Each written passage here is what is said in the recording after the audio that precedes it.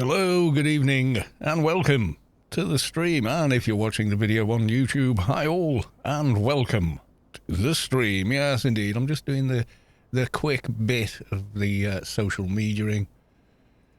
Give me 2 seconds here.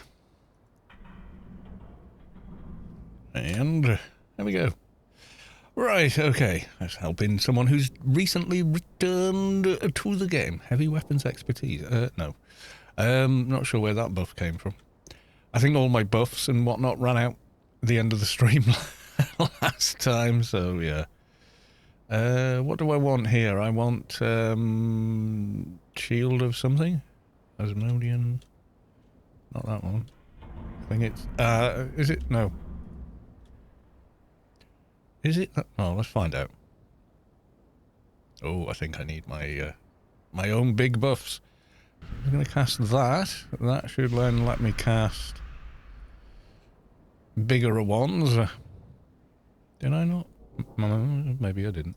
Let's just do those two. Then I'm going to do the 4 hours. And that goes in medical, yes, of course, because it has base ability buffs. So of course it does. Yeah. Okay. Lady Skycannon, welcome to the stream. Right, before we get going. Right, so give away. Reset. There we go. That's that one reset. And then we're going to do, once again, giveaway open. It's new giveaway. Tonight's giveaway for a Grace. There we go. All right, let's go to the live screen. There we are. There's me, the little guy in the box. And it's a beer o'clock stream because, once again, Mrs. Carlos 2 is off work today, which is fantastic for me because I can just chill, relax, and, you know, yeah. So, yes, I was in work early to this morning, and because Mrs. Carlos 2 was not in work, I could have a bit of a lie-in, so... or an afternoon nap, rather, and then a bit fresher for tonight. Right, who am I? What were we doing? Yeah, I think it's... Yeah, Shield of Zet is the one we want.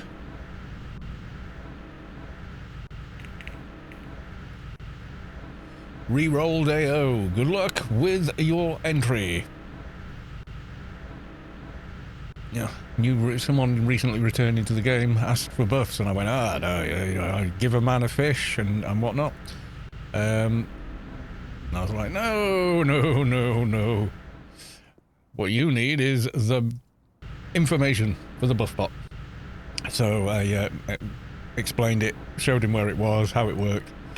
And he's like, oh my god, this is brilliant. I was like, oh no, yeah, I think so too. So yeah, good stuff. I think I missed. Yes, I did.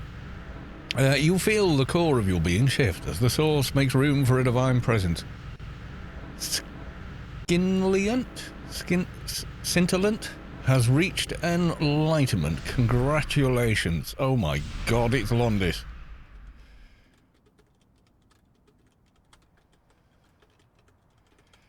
Oh lordy, it's the Londis.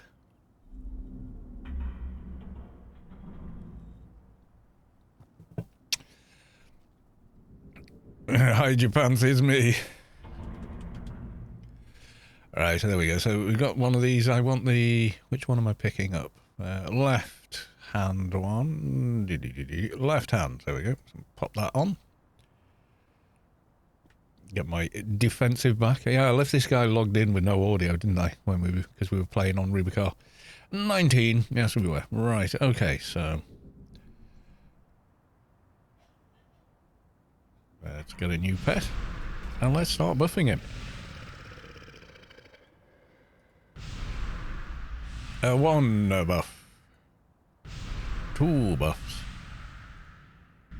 3. I think I need to add the newer ones. I think that's... Newer one there. Yeah, that overwrites the other one. Evocation of the Empowered, 215.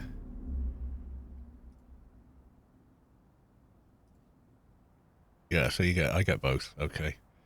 And the perk. There we go. And perk him. I think that's all his buffs. He's got so many now. I worry I haven't done them all, you know? Congrats on this Ragecaster 88. Well, hello there. Okay.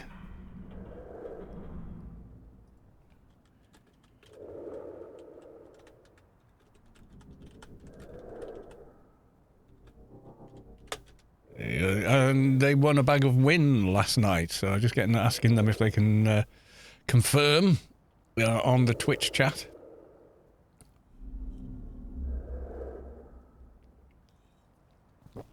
Ragester, welcome to the stream. So confirm that's your character over here, yes? So we're giving it to you and not someone who's, you know... Yeah, so they won the bag of win from last night, so they get a active ancient bracer, Dust Brigade operative legwear, visible light remodulation device, 10, I tell you, Dust Brigade Notum infusers, hold Hellebay, lava boots, 3 and a 4 of the 192 memories, and a couple of ETEs. So really nice bag of win there. I click your head, and there we go. One bag of win for you. That's a juicy bag. It is, yeah. I'll be giving another one away tomorrow. Got quite a few to get through.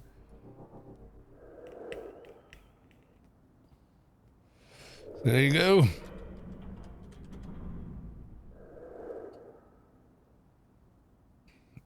Mathematica with a loot, please. Yeah, so today's giveaway is for an in-game grace. So you do need a active paid account in order to claim the prize. If you're through, I'm sorry, but you've got no GMI access, so you'd need a sponsor for it to buy it for you on GMI, because technically you buy it for 1 credit. Let's have a look. So graces currently are selling at... Yeah, I've got quite a few to go.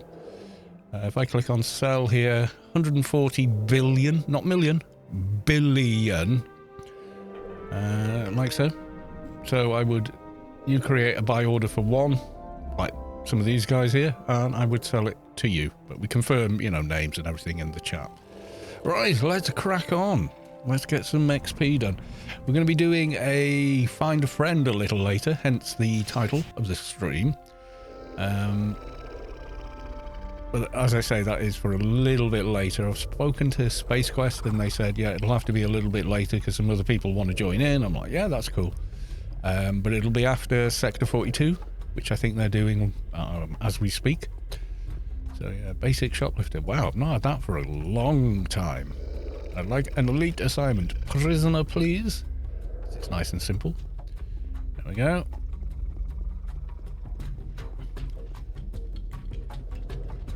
Alien daily mission, please. Aliens alone, and I've got terminate the alien cocoons again. Okay, good stuff. Right, okay, what should we do? Oh, freelancers. Freelancers, don't forget the freelancers when the freelancers is up.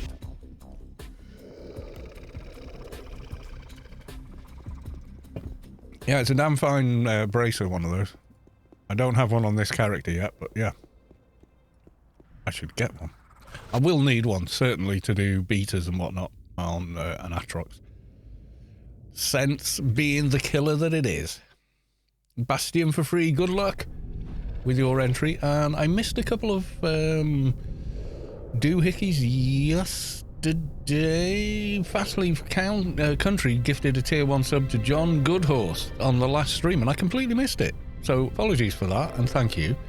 And USS Avalon cheered Leet Bits, so 1337 bits 20 hours ago. Thank you very much for those bits. Somehow missed that. I'm blaming the alcohol. Apologies.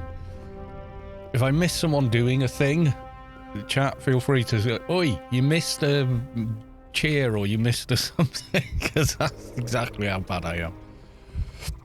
I get wrapped up in the game or whatever, and yeah. Freelancers Inc. There we go. Alright, so we've got all that. We've got all our buffs. Except one that I really want to make sure I have running, but I don't know where it is, in which bag. Oh, there we go. Poof. Extra XP buff. Alright, I think we'll go for Terminate the Alien Cocoons. Yes, why not?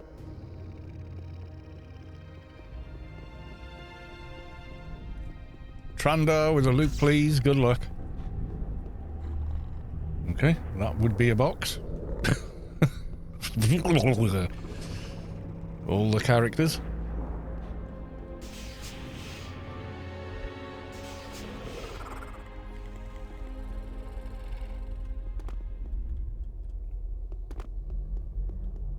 Can we make the sign? Oh, failed. So close. Nearly got it.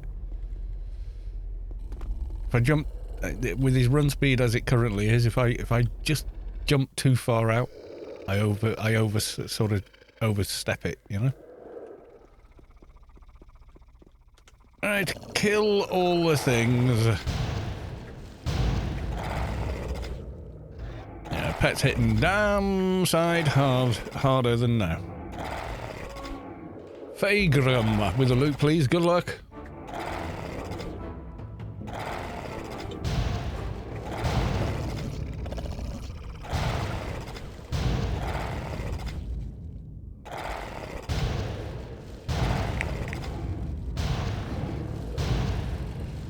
No! You've rooted my pet. How very dare you. Yeah, it's fixed. Right, okay. So I think we'll do what we did last time, you know, which is clicky and send him on the attack.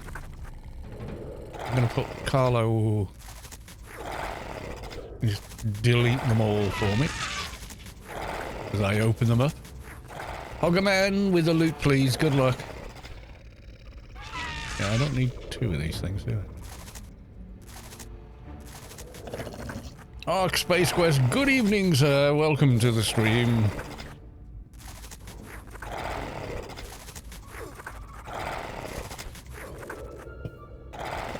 So very good to see you. How the devil are you, sir?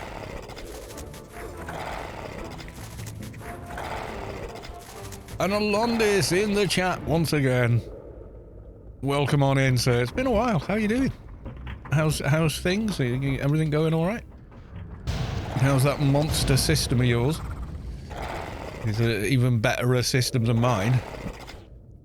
What did you have? You had 13900K and a 1490. Monster is growing. Oh my god. What else could you add to it? I mean, you know, it's kind of top of the line, really. Upgrade to what, Todd? All good, I think Sector 42 Raiders may be joining. You find me. Yes, I did mention. So yeah, we can go when, you know, whenever you say and you're ready or whatever. So that's all cool. Roadcaster Pro 2 and a Shure SM7B. Oh my god. Yeah, I like mine. I've got the Roadcaster Pro. Or is it? No, this is the Procaster. This is the Procaster I bought, I think. Yeah, that was it. It's Procaster plus the Caddy plus the Rode arm, which just absolutely works amazingly well. Really happy with this microphone. I use it for work, you know. And you know what people say to me when I'm on calls? It's like, you should be on the radio, you know. You sound like you're on the radio already. And I'm like, oh, thank you very much.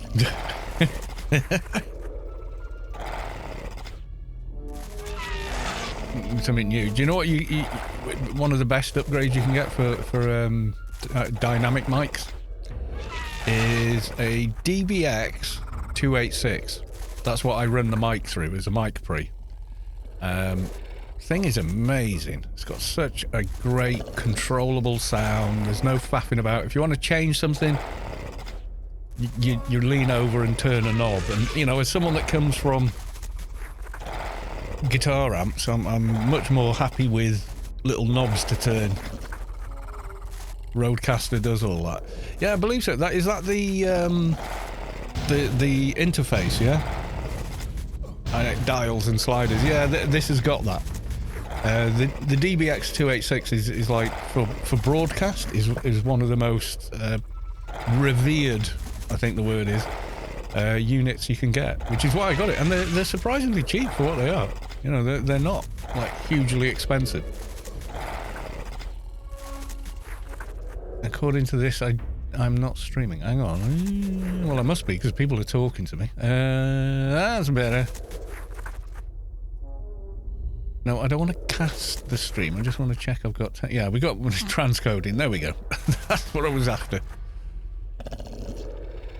Yeah, is that the one that's like... well, it looks like an old 80s answer phone sort of size. You know, it's like yay big. Sliders, big colourful buttons on it. Interface and mixers, yeah.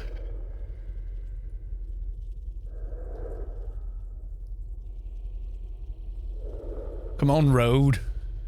Yeah, that's the thing. Yeah, I like the look of that. And it's got the sound things and everything on it. Yeah, there's some great stuff about it.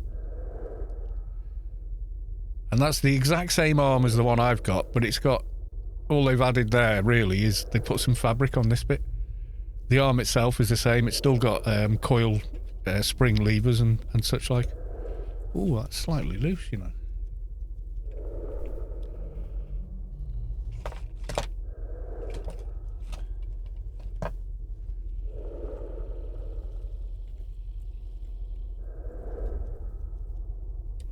There we are. Not bad. I've had it for more than 2 years now, and it's yeah, it's one of them. Wherever you put it,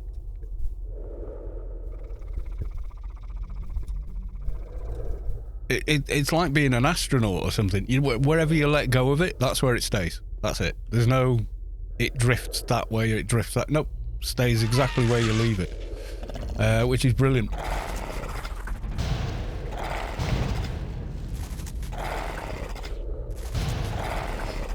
I told you what to buy. You must buy this thing. Yeah, it is. It's awesome. I'm kind of like that. If it works, it works. I'm happy, you know. And it certainly does. It is excellent build quality. I'll say that for Rowe, the Australian company, flying the Australian flag there. They've done knockout job for quality over price, you know.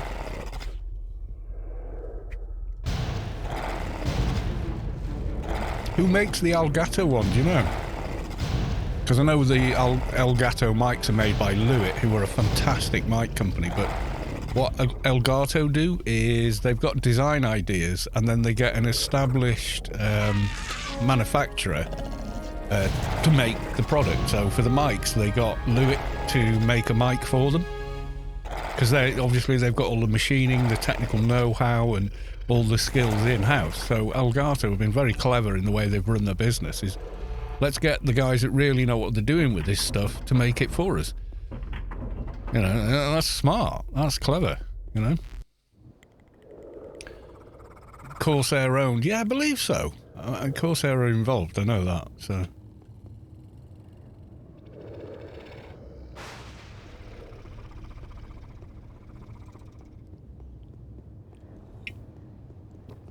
I know with the mics, they're made by Lewitt. I don't know where the rest of the hardware is made, but the Rode arm is awesome for me. I'm more than happy.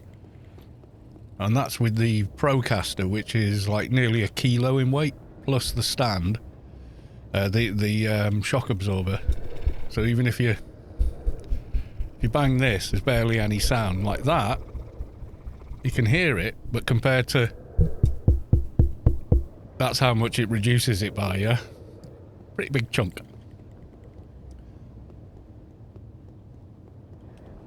Spent like $1,000, just talked to buddies on Discord. Have I told you about the wonders of ViewSonic Elite monitors? Oh my god, they're good. I got the ViewSonic a couple of years back, and that was thanks to Daylight's 97. Gifted me the money to buy the ViewSonic. Mrs. Carlos 2 now has that, so I bought the motherboard, chip and RAM, which was a i7 13700K. Still awesome bloody chip. I mean, Christ, 99% of the time I'm playing Anarchy Online, and it's like oodles too, powerful for that. I mean, look at it in ICC whilst streaming with shaders running, and still up there on performance. And then I got the 4080 and put that in there, and it was like, yeah, that's me done. But then the frame gen, it doesn't you can't have VSync and frame gen, but you can have G-Sync and frame gen. And I then got a tax rebate earlier on, well, about this time last year, roughly. And I got the Elite View Sonic. I'll tell you the exact model. Let me give me a second. It's a 1440p monitor, okay? I'm on a 4080, and that means I can run absolutely anything, maxed out, balls to the wall, and over 100 frames a second, with grey to grey, 1 millisecond, IPS, QLED colour, so the contrast, colour depth, 100% or 120 something percent of sRGB. It's just an amazing piece of kit. And it was about $770, and then it was on some bonkers deal for, I think it was, let's have a look, my recent order, $428 I paid for it. Absolutely the dogs. I don't think it's listed anymore, though. The 27 inches, but I don't think that one is. Yeah, it's not listed anymore. Can I show this without doxing myself? Not really. Yeah, it's... Yeah, that's my monitor. Absolute dogs danglies. Absolute dogs danglies. It looks amazing. It performs amazingly well. Does all the things. And you know me, I'm particular about colour depth and accuracy and all that. Does all of that and games like a mofo, you know.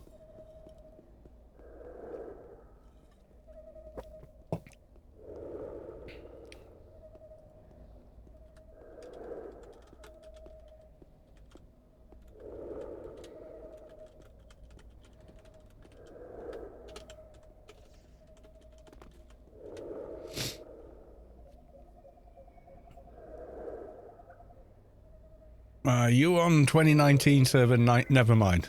No, this is the live server. We'll probably go and have a play on the other server later. I'm not adverse to the 2019 server at all. Quite like it. I think there's a good crowd there. You know what I mean? There's kind of more of a community vibe on that server, I always feel. I think there are really great bunch of people there. MSI. Yeah, I mean, I can tell the difference between 60 and 90 and I can tell the difference between 90 and 140. After that, I can't tell. My eyes are not good enough that I can tell the difference beyond that. So this will do 175, but that's like a bit of an overclocker. So I've got it just set to max out at 165, and loads of titles run at that frame rate pretty much constantly. And no matter where the frame rate drops and, you know, rises and drops as you move around a game, it just feels incredibly, you know, responsive and smooth.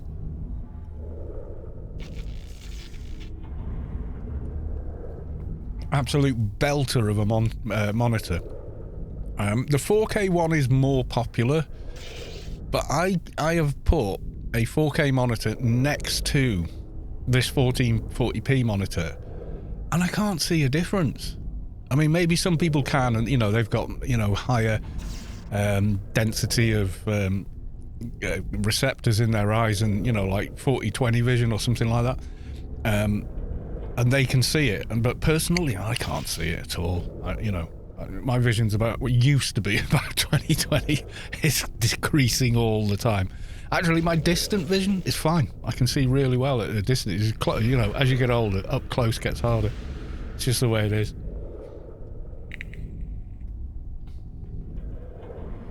I need glasses just to see through my glasses. Oh, God, yeah. Soto Mohoney! Feeling down? Get your mojo back with some JoJo drops. Visit Mojo's Pharmaceuticals in Omni 1 today for a legal pick-me-up. This message was sponsored by the Omnitrans Chamber of Commerce. Thank you very much, Soto Mohoney. Much appreciated, sir. And you hit it here. Get your mojo back from Mojo's Pharmaceuticals in Omni 1 today. There you go. I don't know where that is, but it does sound familiar. Maybe I do know where it is. I don't trust Omnitech. Omnitech Pharmaceuticals are perfectly fine. And then there's like a guy at the end of the advert. Disclaimer, notwithstanding but inclusive of ulcers, bleeding gums, tooth loss, migraines, headaches, cancerous tumours, hair loss. You know, one of those, like, they read it so quick, no one heard it, but it's legally okay. Disclaimers at the end of the advert.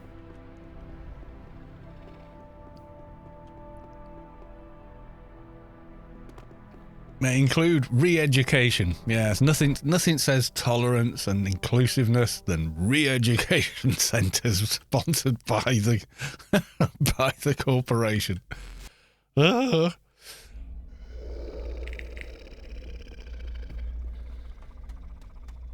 right, let's go and deal with the disease. Let's make sure we actually picked the disease. Yes, we did. There we go. Return to the... Yeah, okay.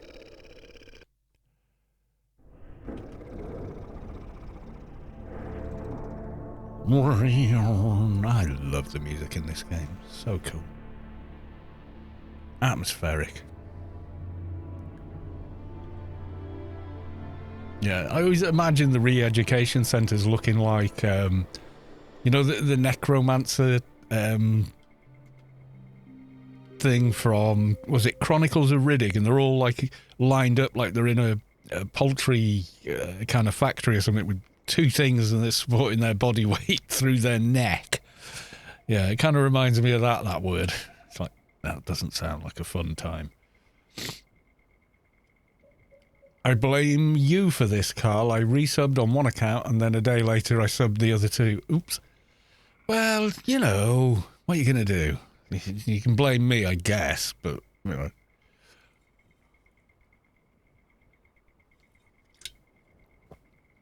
I'm just one guy playing the game and talking about the game. I mean, what did I do? Still cheaper than the cinema. Yeah.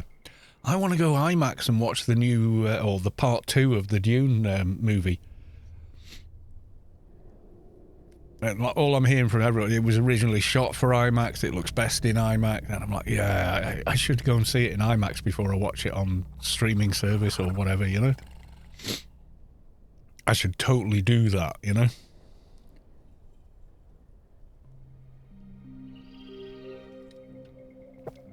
Yeah, I love what Villeneuve has done with the book. I absolutely love what he's done with it. I know that some people are like critical. Oh, you haven't done. He kind of is discarding the Spacing Guild, the Mentats. You know, but there's so much richness to that book and to that universe. You're back to the 14-hour movie to get it all in, and trying to get that done in Hollywood these days, you know.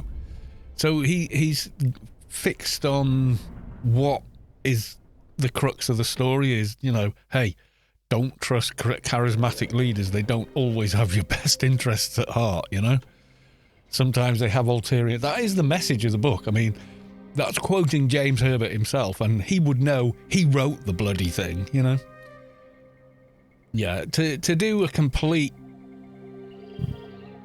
So you understand everything about that universe? Yeah, you would. You need 5 feature-length movies, so like, or one 14-hour movie, you know, which would be the equivalent of watching, you know, the extended versions of the entirety of the Peter Jackson Lord of the Rings movies, and then some. Because even if you watch the theatrical release versions, they're still like it's still like 8 to 9 hours or so, isn't it? Remember, I did it during lockdown. Thought, I'm going to put one Blu-ray on after the next and watch the whole lot, you know? And we did. We did.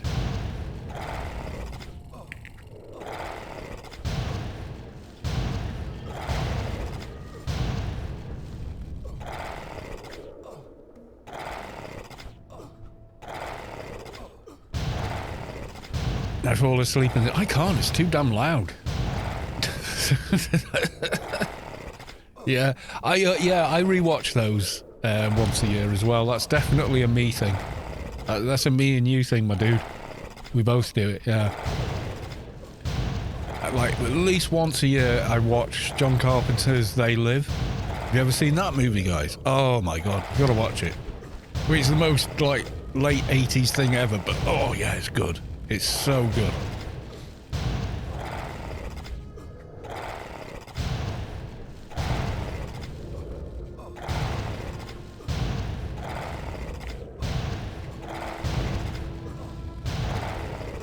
Oh, is it, what, John Carpenter's The Thing?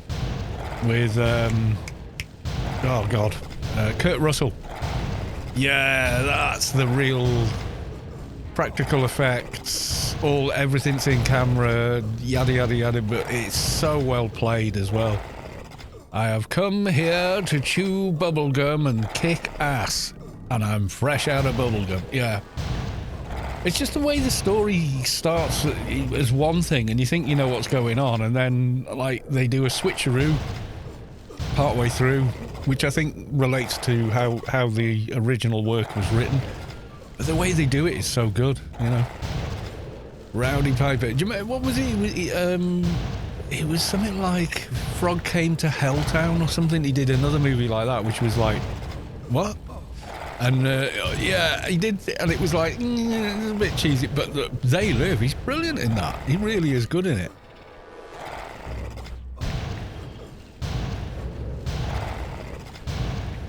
You know, it is one of those. Yeah, that's a rewatch movie. At least once a year I rewatch it. I'm feeling so confident on this character, and Meg Foster. Meg Foster's the one with this super bright blue eyes, like amazing looking lady. Is that the one you mean? Yeah, she's special. Like, no, I've never seen anyone else look quite like her. You know, she's something else. Yeah. Right, I am gonna go and get. The performance she gives is really good as well. You know, the sympathizer kind of thing, but yeah, the way she plays it's really good. I'm gonna get another beer.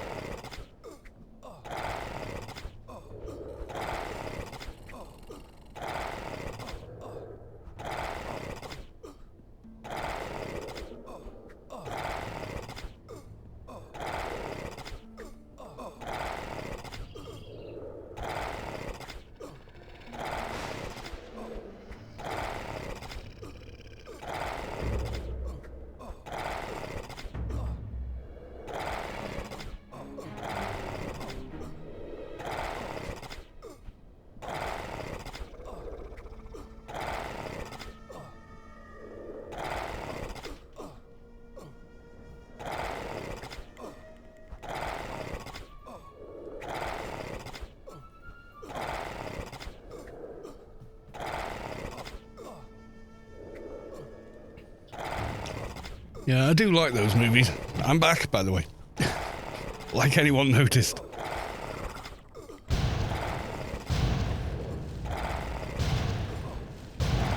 Now, if you guys don't know who Meg Foster is, yeah.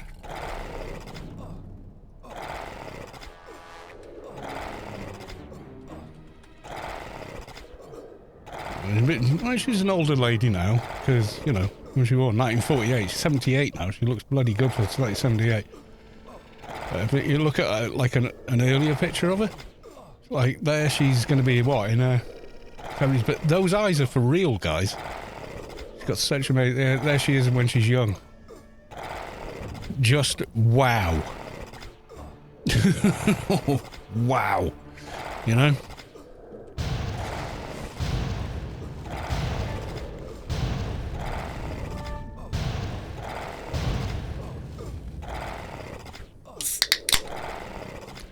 Or more beer.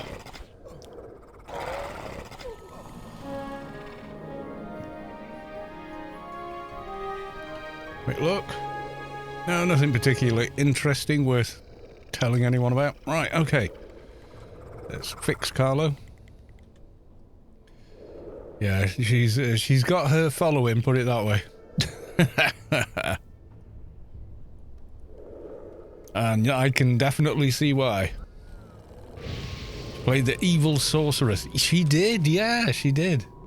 She does play more complicated characters, you know. She never plays any kind of a, oh, there's a pretty girl in it, you know, put her in a bikini and call it done. She's never played those kind of roles. She's always, the role she plays is actually quite layered and interesting, you know, which is great. Love streak. With a loot, please. Good luck, sir. Alright, we're going to go and do a thing. Doing a sneaky muck sneak thing.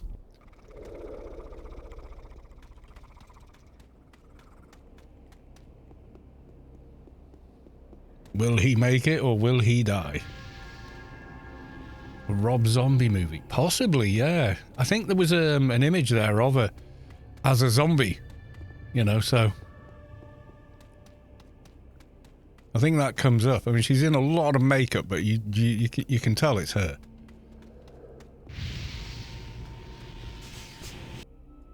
Lords of Salem.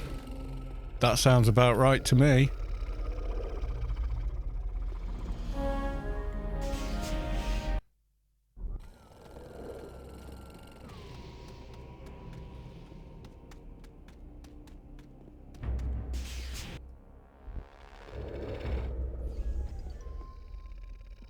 Where's it gone? Oh, there it is.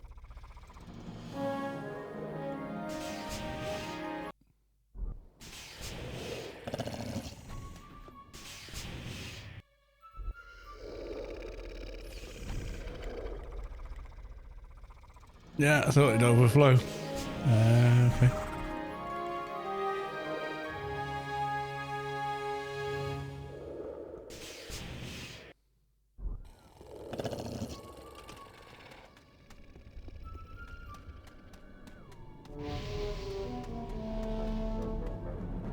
Sneaky blitz out of here.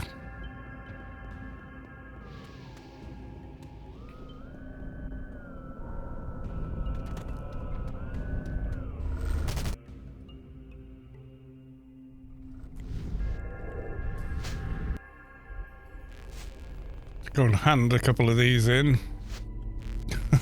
Get rid of that.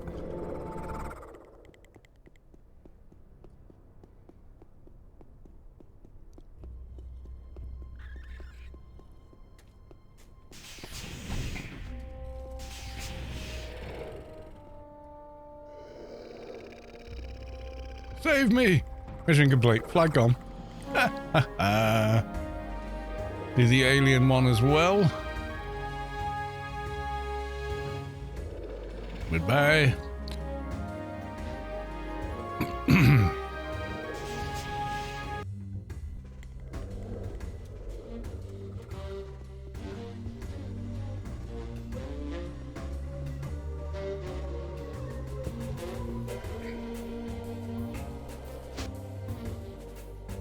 Right, okay, we'll talk to the warden, and then it's time to do a Doja so we can make up our 3 daily missions and complete.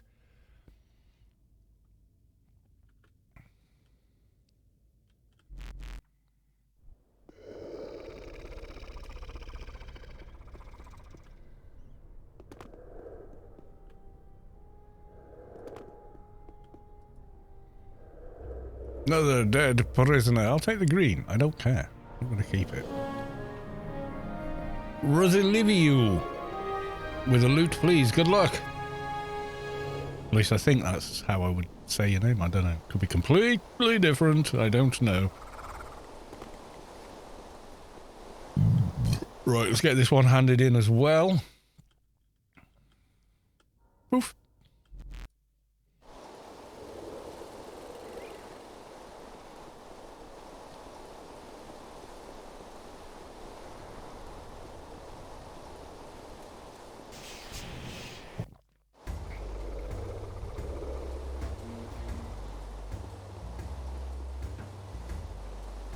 my reward now. Goodbye. Right, and now we've got a few minutes and we'll go to Inferno and try and farm ourselves a Doja. Yes, indeed.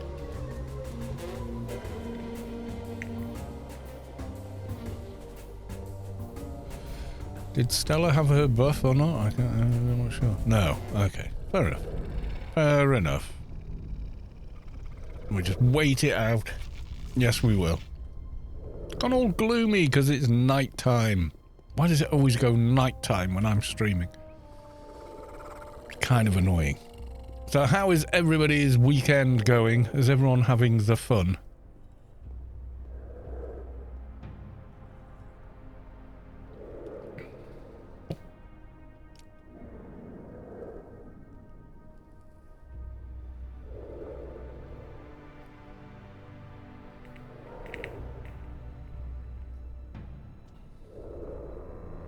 Trying to figure out what this is. Top-notch in-game warrior, battler, fighter, winner, top-notch in real life. Snoop. Okay. I don't know what that means, but it sounds cool. Can someone explain to the old person what that is? Oh, I should be upgrading this from 7, shouldn't I? Yes, I should. I don't know if I've got any of my own infusers left. What are my base abilities at? Yeah, we're okay. Comp lit, isn't it? Yeah. Ooh, yeah, I think we should.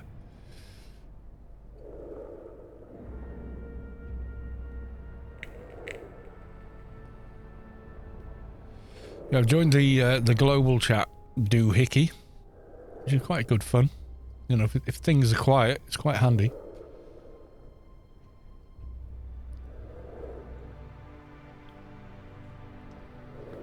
Do you know what else I usually watch about once a year? Sometimes I skip a year maybe, but you know the original Tron? I rewatch it. I don't know why, something about it just makes me want to rewatch it.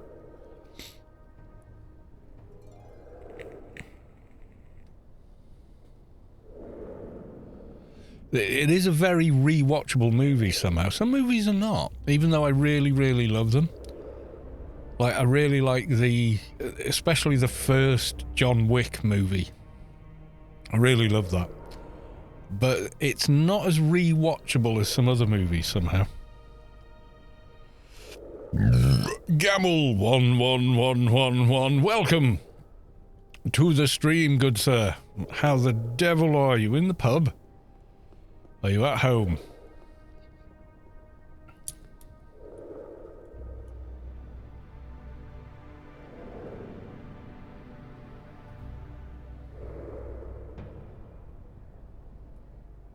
No, home, just logged into game. Oh, nice. We're doing a find a friend later, but Spacequest asked, could we also allow some people from AP who are doing Sector 42 to join in? And I'm sort of like, yeah, of course. You know, it's your kind of jam, so yeah. So I'll keep that channel open to Spacequest. He asked earlier on anyway. Sudine 11, okay.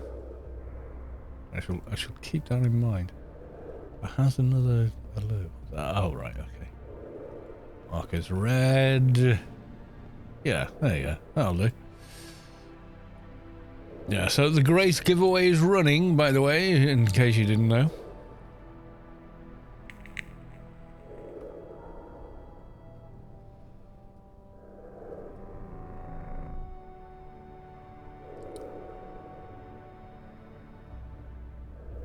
You know, I haven't seen in a while. Good old Savik. Apart from my pet that I named as Savik. Feel bad entering as I have 2. You've got 2 and you haven't sold one of them yet. Yeah. Don't worry about it. Don't worry about it.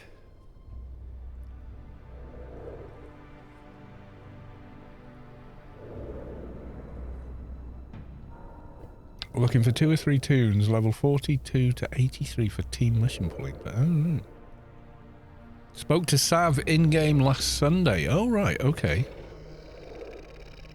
Yeah, I've just not run into Savic in-game for a good while now.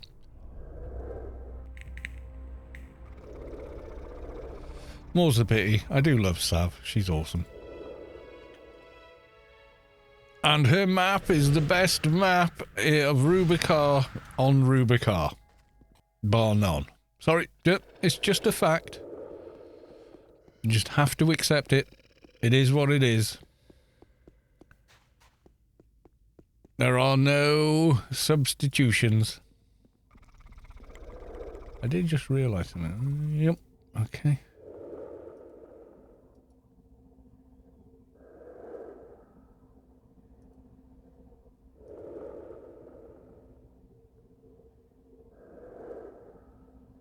Yeah, okay. Checking something. Don't worry. We've got a demon of shadow who is now green. Oh my god. Can you withstand the massive damage from the pet? He just saw me. Oh, well, very good. Yes, I am real, and I do run round the game. For real.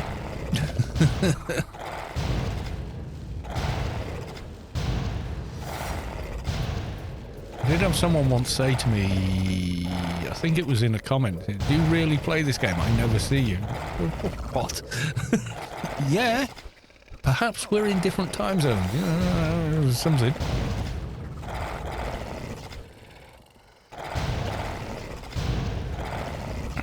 What kind of not really play it but seem to be able to play it kind of universe is this? I'm not sure.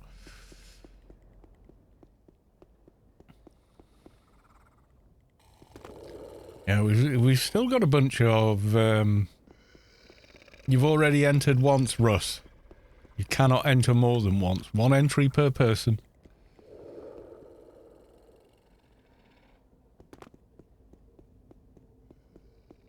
You cannot enter multiple times. It does not work.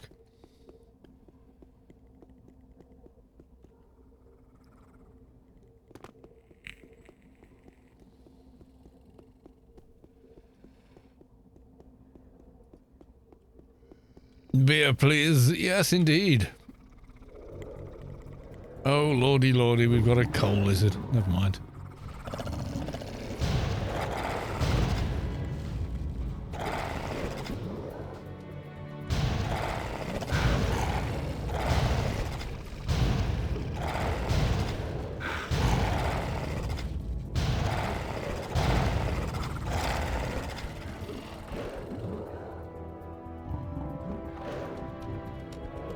No, nothing on that one. Another one anywhere? Oh, there's one there. Okay. See how long we can ignore the coal lizards for. They annoy me just because they're so damn big and in the way.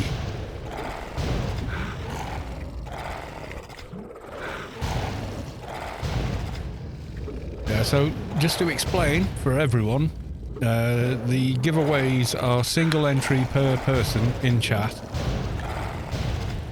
Whether you're subscribed or not, doesn't matter, you get one entry per person. That's it. Because that's fair. And that's the way we do things. Fairly.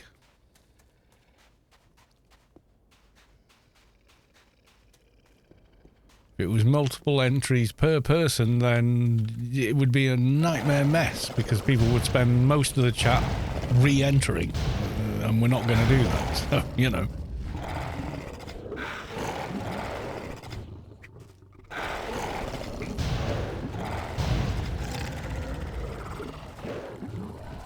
Right, can we get to the corpse? Yeah, nothing on that one. So big asses these coal lizards are, they can't hurt the pets and they can't hurt me, so I'm just ignoring them. You just refuse to acknowledge their existence.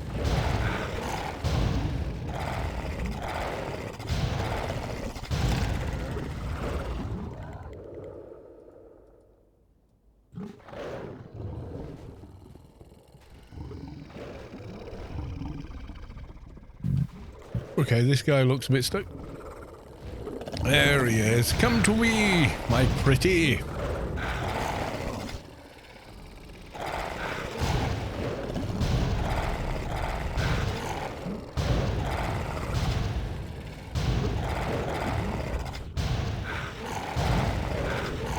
Oh, mind you, they are hitting the pet, so I'm going to put the heal pet on the main pet. I think I forgot one of his buffs, you know. Yeah, I did. There you go. Like a hop. As far as I understand it. I could be wrong, though.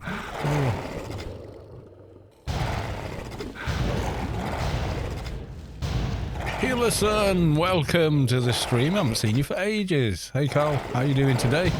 Haven't played in a while, wondering how the population is looking nowadays. Pretty much the same as it did 2 years ago. Hasn't really changed. Okay, where's my corpse? I can only see one of them. I think that was the one we were fighting, but okay. Yeah, it kind of hasn't really changed since a couple of years ago. Maybe slightly lower than during lockdown, because it did kind of peak over lockdown. I think a lot of old school games, especially MMOs, got a bit of a resurgence because people were like, what was that game I used to play? You know, and then they come back to it. No decline in numbers since the Arcs incident. Not as far as I'm aware. It was kind of a shame that happened. But it wasn't just Arc, it was Funcom having to obey new restrictions on employment law.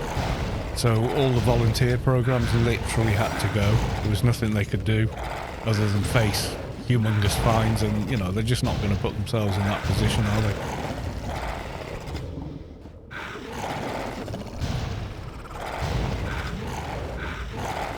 I'm getting hit. I don't like it.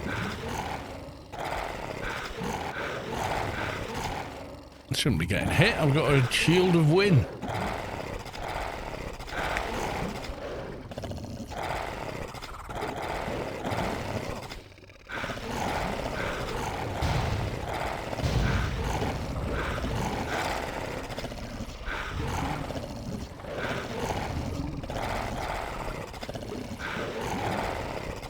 Nothing on that one. There may be a decline in numbers since the Arc event, but I'm not entirely sure. Arc is still around. The people that ran Arc and wear Arcs are still about, and they created their own guild, and they're still doing really cool things. Like we did the Arc leveling system a couple of weeks back. That was really good. That was a really fun time doing that. We went from like level nothing to, you know, level 60 in an hour or so.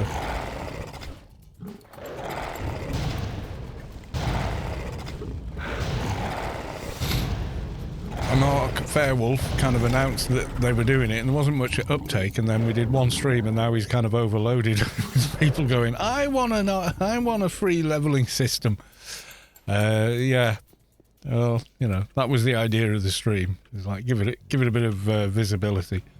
So it kind of worked, which I'm glad about, you know. I'm happy to help.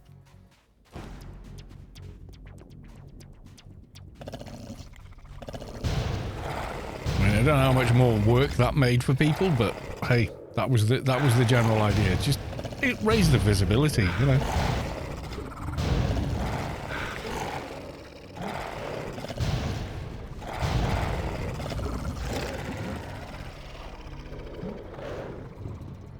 We've come a long way, this little coal lizard. We've taken him all the way from Sorrow Pass to here now. He's still following for some reason.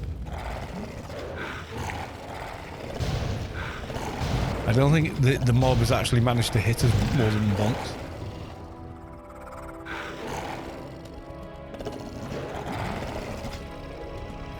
And somewhere down here, there's a corpse. There we go.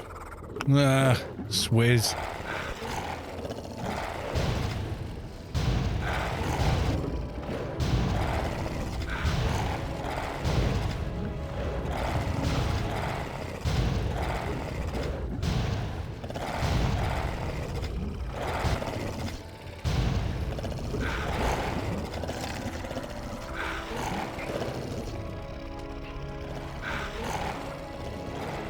No, nada on that guy either.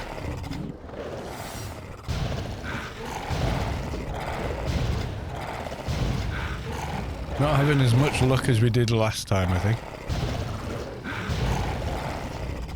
Although RNG is the RNG. We need to pray to the RNG gods, I think.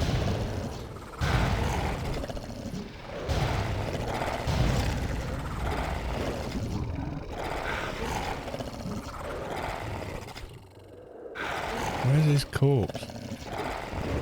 Oh, it's there. Okay. Nope, nothing on that guy. That's the only reason I would kill the coal lizard. It's in my bloody way. I want to see if I can get a Doja without killing it, though. Just because. Just to be bloody minded. Better hurry, I'm on my way to get mine. Oh no!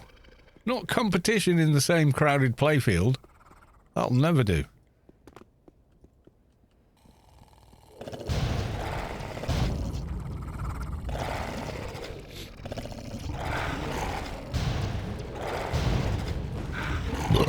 Excuse me.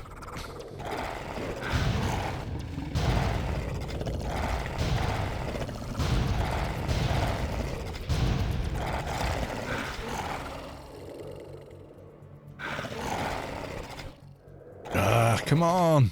Yeah, lots of insignias though. I'll say that.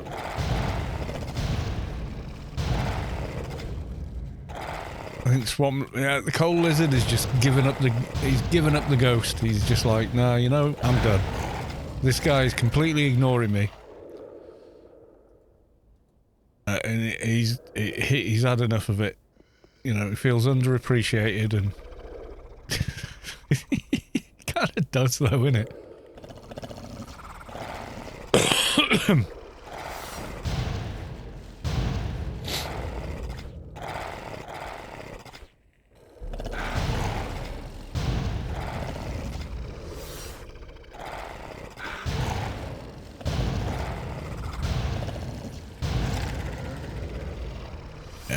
Got him.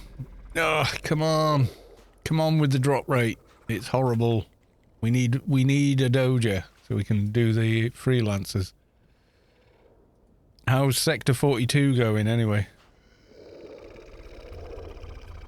Waiting for Sector 42 to finish. Yeah, well, you know, it's a bit of a difficult raid.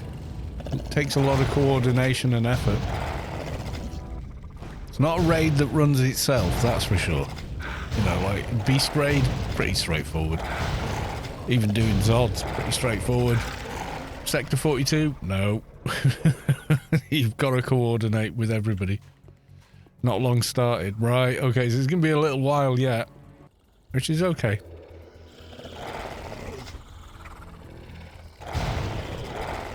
You find Sector 42 kind of boring. Yeah, I suppose if you do it enough times, but...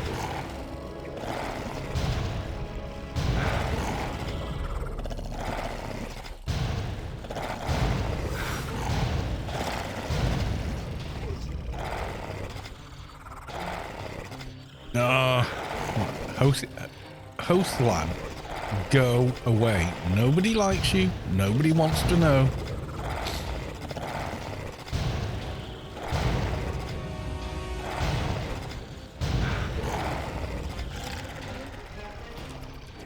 Shade won the raffle. Yeah, I've won a couple of ACDCs. It's a good deal when you get one on a character. I got one on a Atrox NT and everyone was like, you're mad for taking it on that. I was like, I don't care, I want it. So...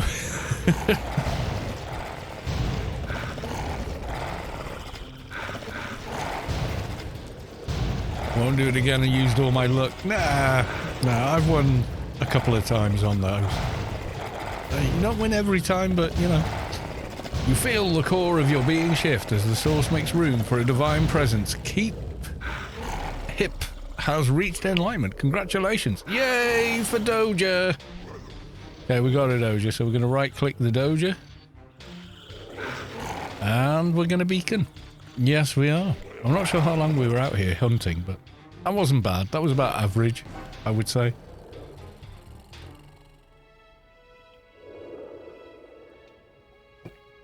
Ah, the garden. Right, we'll get this handed in. That should raise freelancers to complete, and then we can see where we're at.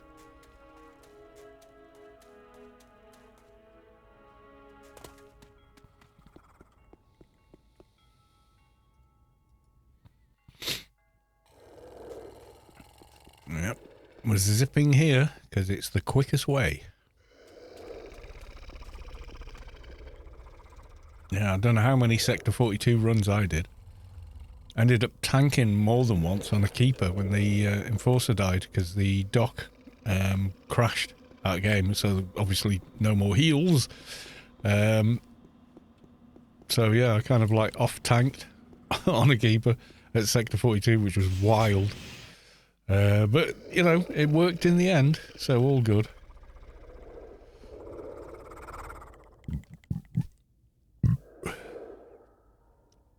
Scarlet. Speak to me, Scarlet. Well, there she is. Alright, let's hand in the Doja. Nice reward. Goodbye. Right, let's go hand this in.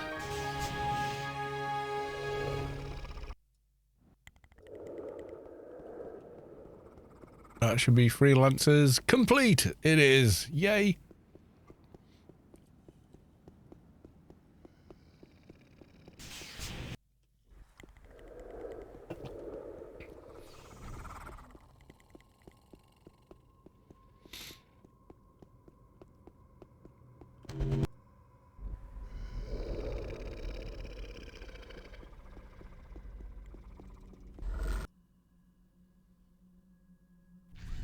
I like it when lots of people die in Sector 42. More chance for a ACDC. Kind of true.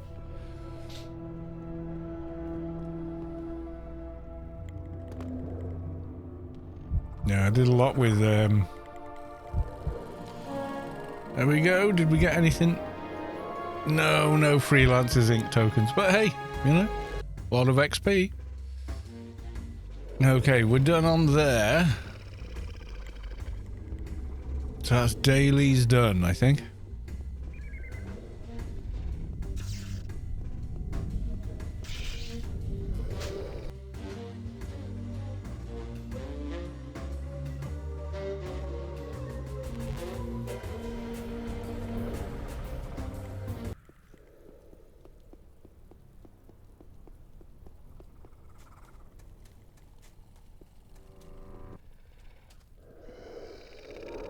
That wasn't bad. That was a good little run there. What was that? About an hour to get all of those done.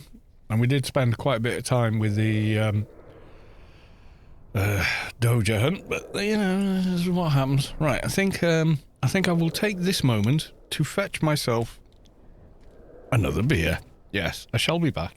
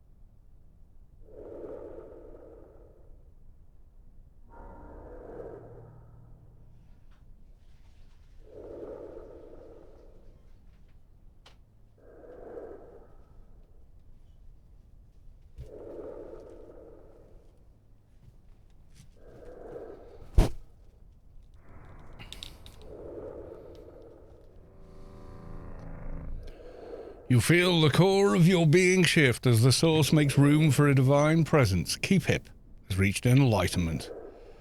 Did I read that out before? I feel like I did. Not sure. There's the Londis. There you go. One fine figure of a man.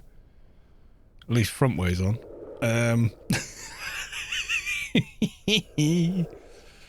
Arc Spacequest should hang outside Newland Gates, Carl, while you wait to do something. Right, okay. I can take a hint. We'll come to Newland Gates.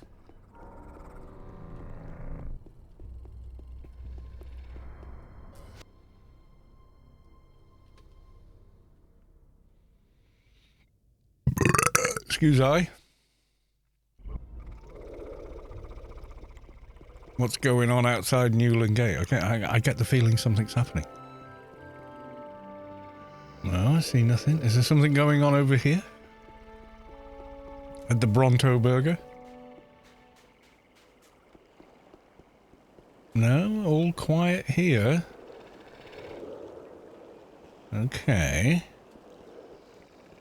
Just saw you run by in Old Athens. He's real, everyone! Got some people chilling out here. Oh, look, we have found peoples. Yes, we has. We found an Arc Spacequest. And Sandorios.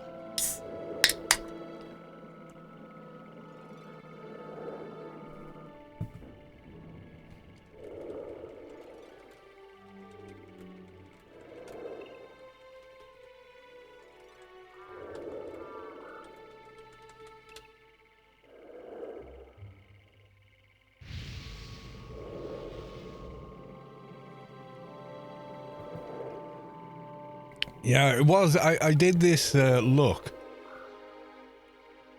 The purple pants and green everything else was a deliberate, let's make him look like the Hulk for Halloween. And then we kind of went, or I kind of went, you know what? I think that's the look, you know? I think this is this guy's look. We're just going to go with it. Fair Grum. So you run by in Old Athens. You indeed, yeah. I was running to the grid to come here.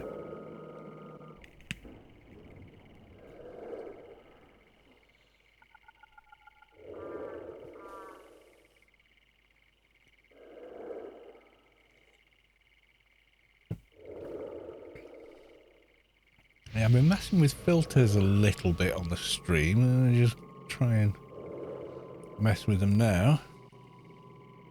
Like, saturation's quite interesting. Oh my god.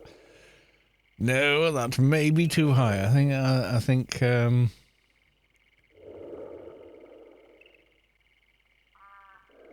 god, I can't get it back to where it was. 1.3 is quite nice. That's kind of how it looks with this type of monitor. Yeah, I know. I tried the new NVIDIA app.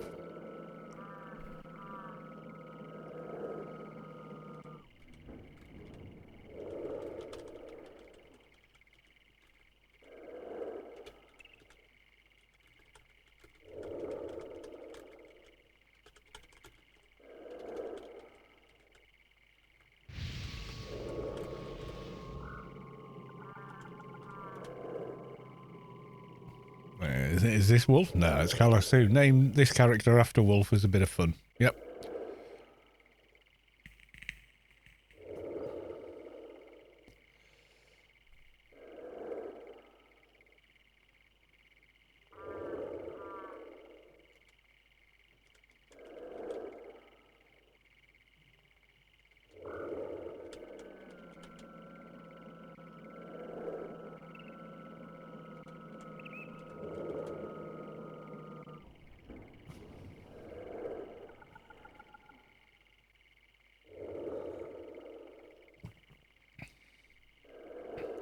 Great, marvelous.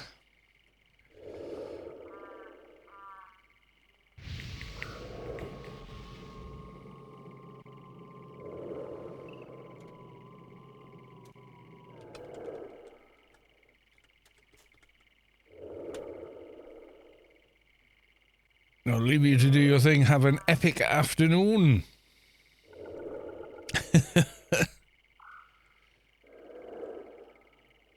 Hello, Myomi. Myumini? Mini? Something like that. Mackie2112, formerly Spar2112. Welcome to the stream. Good to see you.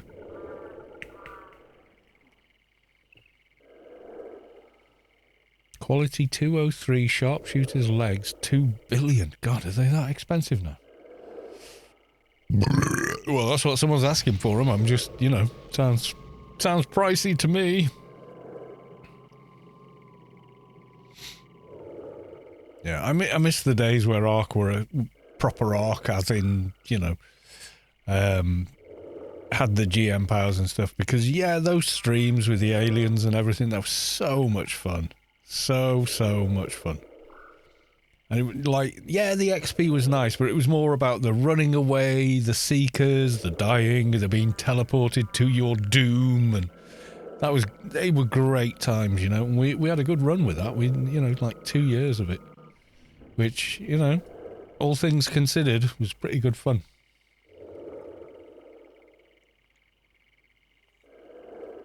Had the laws not changed, we probably would have carried on, you know. Never get to the room in the sky. Yeah, in Elysium, that kind of throne room, kind of banquet room that looks very Camelot.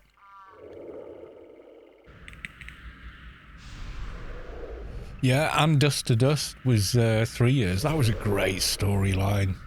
That was a really good storyline, that. What level is this guy? He's level 43. Can I buff him with anything? I'll probably give him... What's the level from 90?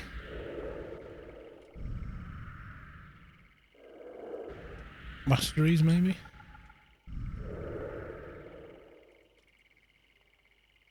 Ah, must have expansion pack, okay. Did you read my post on the forums? Was the story? I think maybe.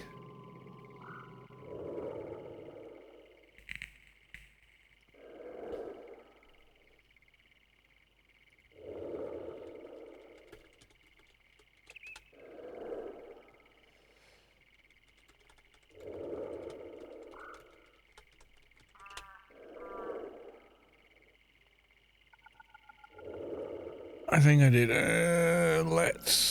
Let's revisit the story. It's hard to find things in the in this forum. Where's it under? Which section is it in? It's hard to find things now.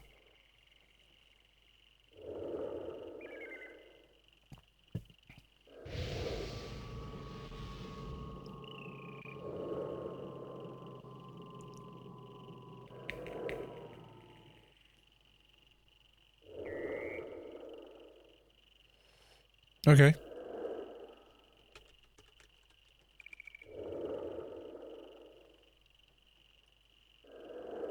Graphics map, raid for all, recruitment, DNA. Oh, there we go. Alien story.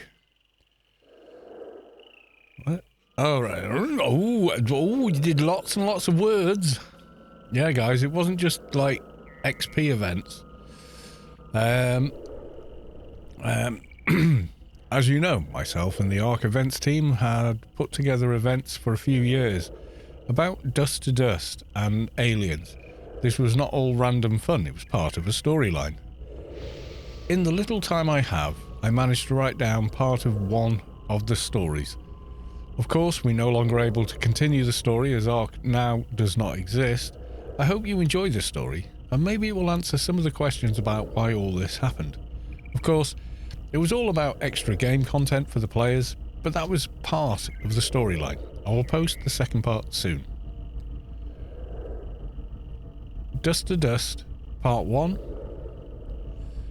Jet Sisters. Their history needs to be clarified, but what is known is that Sherry Tater found and looked after them, and they were named Jet from the green-black hair they had when found. It was said that Sherry had found them in Arid Rift, abandoned, but their actual age was unknown. They would have been around 10 from DNA processing. They both not say a word for a long time, and when asked what happened and how they became stranded, they did not know. Many years passed, with Sherry bringing them up the best she could, but always wondered how they came about. Of course, this remained a secret until now.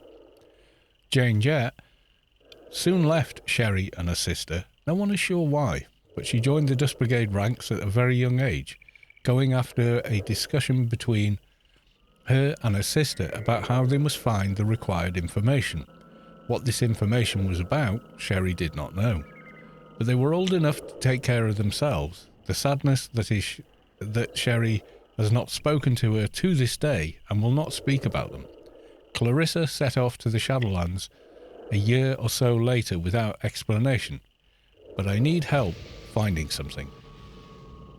Jane Jett. Jane Jett soon gained the rank of commander after many responsibilities throughout her time in the Dust Brigade. It was said she was never happy with how things were run in the Dust Brigade. So the High Command sent her to Perpetual Wastelands to oversee the Zan mining operations. From what we know about Joan Jett, this could have been her plan to join the mining operations. Unfortunately, all this information about the sisters took much work and is sketchy. It was reported that she left one night with equipment and many soldiers. Her whereabouts were unknown until a day came when reports of a squad of Dust Brigade soldiers commanded by Jane Jett were looking for something. Many locations were invaded with mining equipment ready to fight Dust Brigade soldiers. Excuse me. This information about Jane and her intentions could only be gathered now.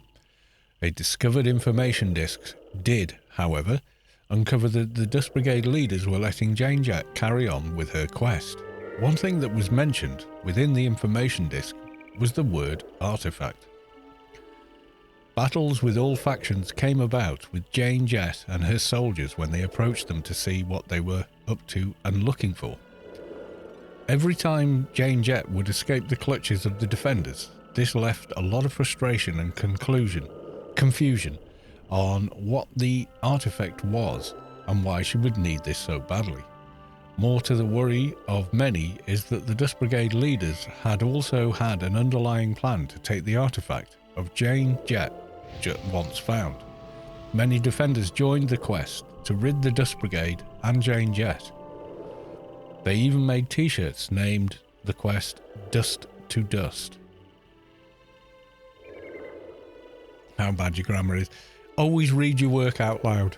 That's the best advice that I can give anyone when it comes to typing anything, especially a long-winded story, is read it out loud. If you can't say it, it ain't right. He says. I can't even do it. I can't even speak out loud proper. Information gathered by Yuttos said that a girl was wandering about the Shadowlands when they found her on a scavenging hunt for some parts. The Yuttos looked upon her and noticed she was hurt, cold, and disorientated. The Yuttos asked her who she was. She stared back at them with tearful eyes and muttered, "Please help me." Yuttos decided to take her back to his dwellings and care for this girl, and he found on his scavenger hunt. Yuttos tended to her wounds and over the coming days kept her warm and fed. He did not pressure her for answers and did not question, but after a few days she sat up in her bed and began to thank the Yuttos for helping her. The Yuttos asked her who she was and why she was wandering Shadowlands. The girl looked at the Yuttos and with a gentle voice said, "I do not remember. I do not even know my name. Everything is so buried." The Yuttos asked if you had some items in your backpack, would that help you remember? She grabbed her backpack by the bed and began slowly searching for her bag. She looked at the Yuttos with a confused look and said it was empty, apart from a small folded piece of paper in a hidden compartment at the bottom of the backpack. She also noticed a name on a tag that said properties of Clarissa Jett. She produced a sorrowful smile and she said, "This must be me." Yuttos said he would call her Clarissa, as this must be her name, and the backpack was also found in her clutches. Clarissa began to look at the carefully folded paper with a confused look. To the utter surprise, it opened into a large sheet of paper. Clarissa started to look over the sheet, mumbling something, but then handed the paper to the Uttos, saying, "Please look at this for me. I think I need glasses to read." The Uttos gladly accepted and began to read what was on the paper, made some strange noises, and then said, "It is the written language of the Shadowlands. This should be easy to read."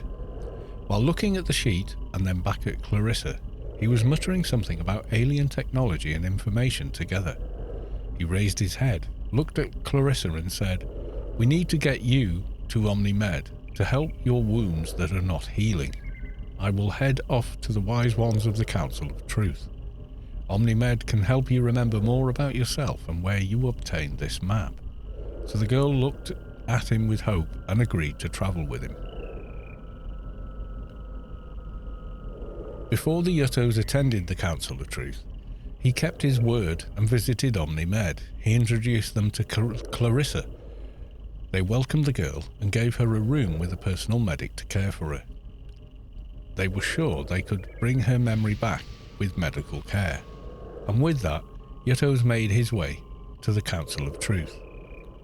It was said to be one of those foggy days with strange sounds and carried by the winds emanating from the backdrop of Tyr, when the Uttos attended the meeting with the Council of Truth. The rest of the council gathered around the table to look at the large paper containing words, scribbles, and what looked like mining plans. Uttos began to read the text to the rest of the members. He began to tell them that this was a commander called Jane Jett.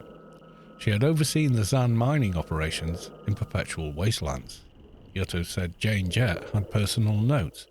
It was written to Clarissa Jett, with mining plans all over Rubicar and even Shadowlands.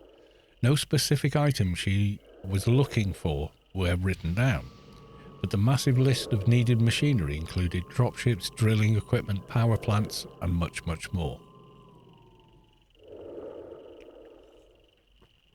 Simon Silverstone was also at this meeting. He had arrived earlier in the day and demanded information about the recent activity of the Dust Brigade terrorists. Uttos noticed Simon's temper was about to be ignited. Uttos quickly asked Simon why he was getting so angry. Simon threw his cup of tea on the floor, asking why this information had only been brought to the council's attention until now. Uttos looked at Simon and then told him softly and calmly about how he had found the girl and the paper. So he asked Simon what he knew about this and why he demanded action against the Dust Brigade. Simon said that some of his Sentinel Patrol Delta units had been attacked and killed by Dust Brigade outside Tyr City. Uttos looked surprised and asked Simon to tell them more about his Dust Brigade encounter. Simon took a deep breath, sighed heavily, and told the Uttos about the encounter. A wounded guard who fled the conflict reported that they had been spying on them before they approached the Dust Brigade unit to see what they were up to. They had seen 4 power unit towers and many Dust Brigade soldiers unpacking cargo boxes. They also witnessed a giant airship dropping off guards and equipment. He said to his commander was under a tent talking to other officers. A soldier had called her Commander Jett. After much deliberation on whether to report the findings or approach them, they confronted them, but they were attacked before speaking. The guard was wounded and had been ordered to get reinforcements back. Simon paused momentarily and then began to say that by the time the other units arrived, the area was cleared as if they were never there. The Delta unit and other citizen defenders could terminate the towers and kill many Dust Brigade soldiers, but Commander Jett and the rest of the squad escaped. Zizon, welcome to the stream. We're reading a bit of the Jane Jett story. Yes, we are. Simon Silverstone thought it was about time for him to chat with Clarissa Jett. He wanted to know why there was a message written to her by Jane Jett. He knew he was still held at Omni-Med and created a cunning plan to get her into clan territory.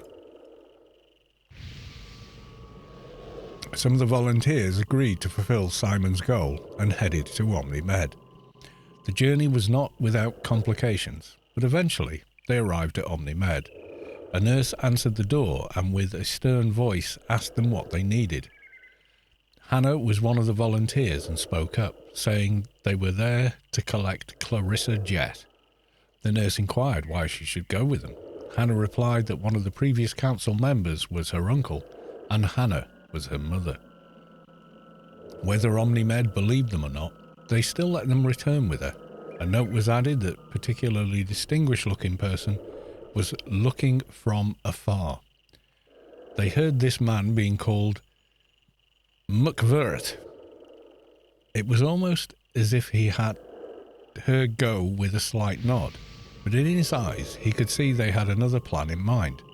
Nonetheless, they took Clarissa back to Tyr, where it was agreed she should remain on Rubicar.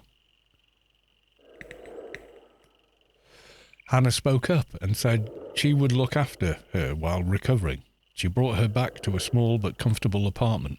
Clarissa was told to restrict her movements and to report once a week if she could offer any information on why she had a personal message from the Dust Brigade Commander Jane Jett.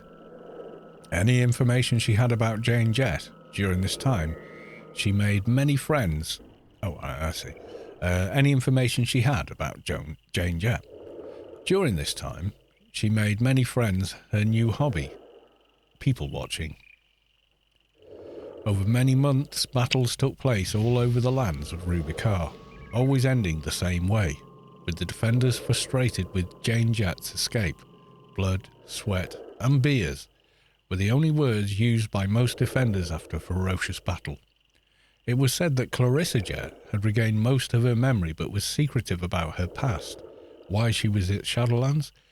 Still, by the defenders' investigation with the port controller of ICC, they found the logs that she had travelled to the Shadowlands originally with Jane Jett. This information also made Simon Silverstone more suspicious of her and upped his visits to twice a week. Clarissa Jett had been showing an interest in people watching the by-the-grid terminals, talking to random people and trying to get to know them. Day by day, she would walk around freely, talking to some of the defenders more than others, always seeking information. Many defenders did not think anything of her interests, but took an immediate liking to her, almost as if she was put on the planet to be their friend. Many defenders who survived the battles would end up here, in the same bar as Clarissa, and tell her how brave they were, and they showed her battle scars they received. This never fazed Clarissa, and she encouraged them to say more about their battles. Clarissa asked them once, "Do you always see Jane at the battles?" One of the prominent enforcers threw his beverage across the floor, while ruminants of the beer dripped off his giant beard, and began shouting that he always saw her. She was always under a tent with many guards, and then poof, she was gone. Seeing that this made her sad, he began apologising for shouting and walked off to gain another beverage while muttering under his breath. One evening, Clarissa spoke to her friend Hannah and requested that she attend the battles in the hope that she may talk to Jane Jett. Hannah asked why, and Clarissa replied, "I don't know, but I feel something. I mean, she has the same name. Maybe I do know her, but cannot remember." Hannah told a few others what was said, and it was agreed that she should come along, but keep her distance, and if they caught Jane Jett, she could see her and ask her some questions on the way back to the Newland prison.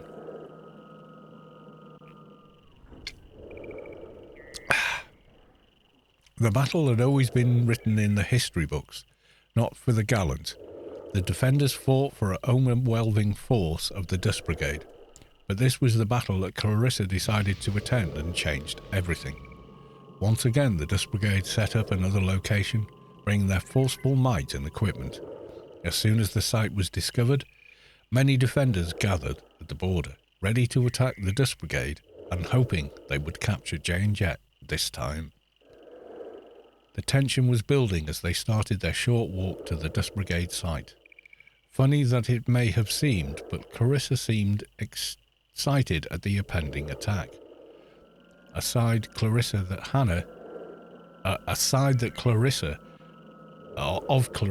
Hannah had not seen before, but Hannah shrugged off the thought as quickly as it came.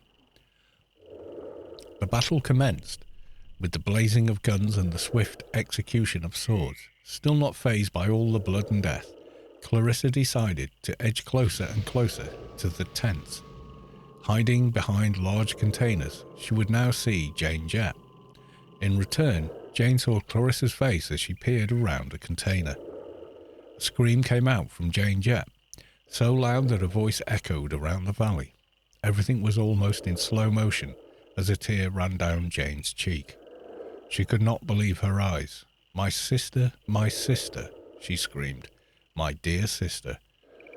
From what we were told, Jane Jett shouted orders to a lead soldier. Suddenly a huge dropship appeared from the sky, appearing out of nowhere with a deafening crack across the valley.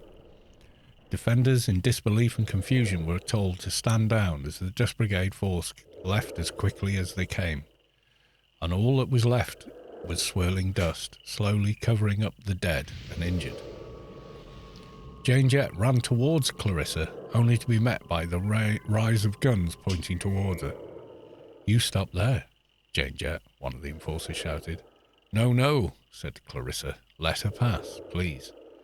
With reluctance, they lowered their weapons and let Jane walk towards her. With tears in Jane's eyes, she began to speak to Clarissa, saying it was the last time she saw her was in Shadowlands. She began to tell her the story that they were sisters looking for the same thing. She then tried to explain what happened to her and said that they visited the Shadowlands when she slipped on the ice and fell into a ravine between the rocks. Jane Jett said she tried to grab her hand but missed.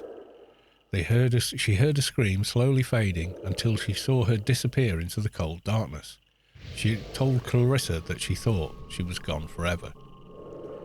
Clarissa, in shock, suddenly remembered what had happened and who Jane was. According to Clarissa, it was like a blindfold being taken off so she could see for the first time. Everything was clear now, and she began to remember. It was now Clarissa's turn to have her eyes. Tears rolled down her unblemished cheeks as she began to tell Jane how she got out of the ravine and was rescued by Yuttos. They both headed to the other side of the dig site, closely being watched by the other defenders, still in disbelief and confusion. They talked for what seemed like an eternity by the itchy trigger fingers of some of the defenders. No one knows what was said between them, but Jane Jett agreed to turn herself in to the clan authorities on Simon Silvertone's orders. Quick mouthful.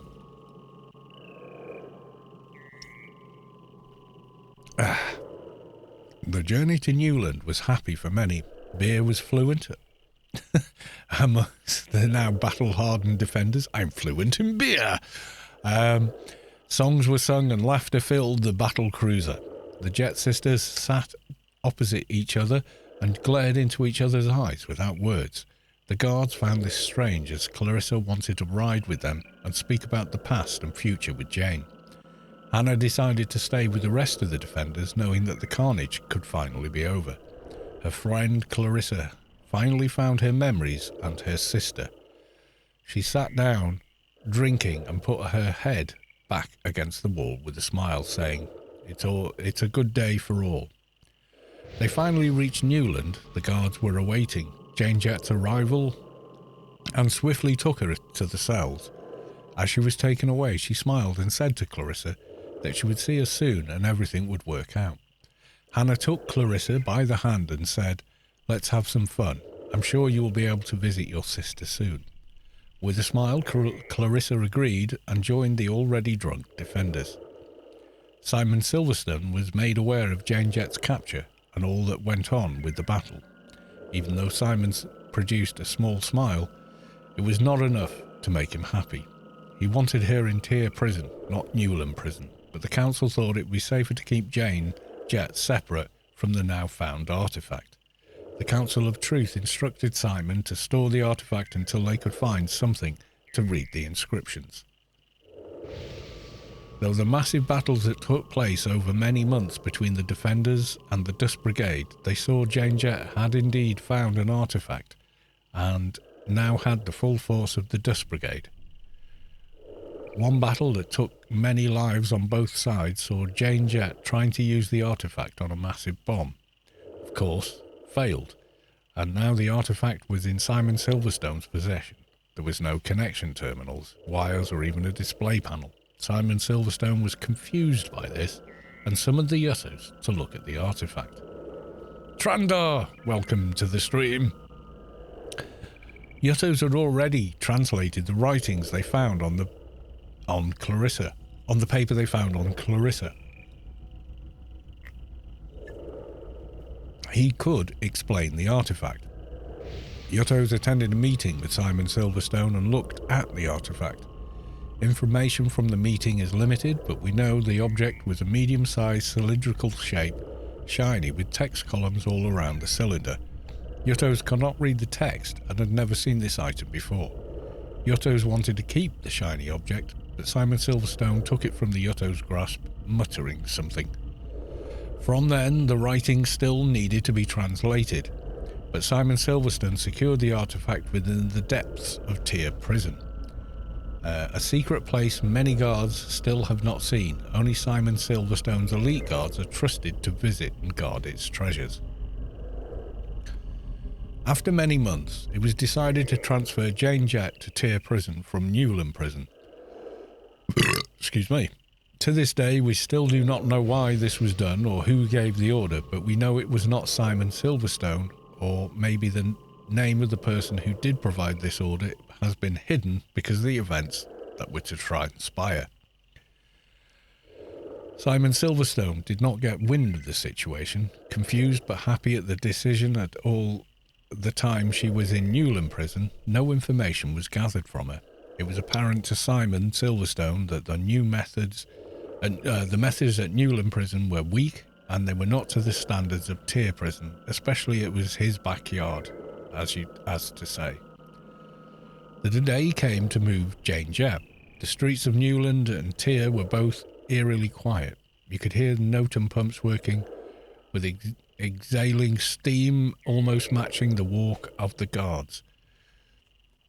I can only guess that the citizens did not want to be on the streets for fear of reprisal of the Dust Brigade force. Citizens had enjoyed the recent peace and certainly did not want to get caught in any crossfire. However, the move was uneventful, and Jane Jet was locked up in the bottomless belly of Tyr Prison, reserved for people like herself. It has been said the belly of the prison is more like a dark hole, with wet walls and strange noises, enough to send anybody out of their mind. We believe that they think the prisoners would more likely give information to be free of the belly. Now Simon Silverstone had what he needed, the artifact and Jane Jet. Do you guys want me to carry on, by the way? There's quite a bit more.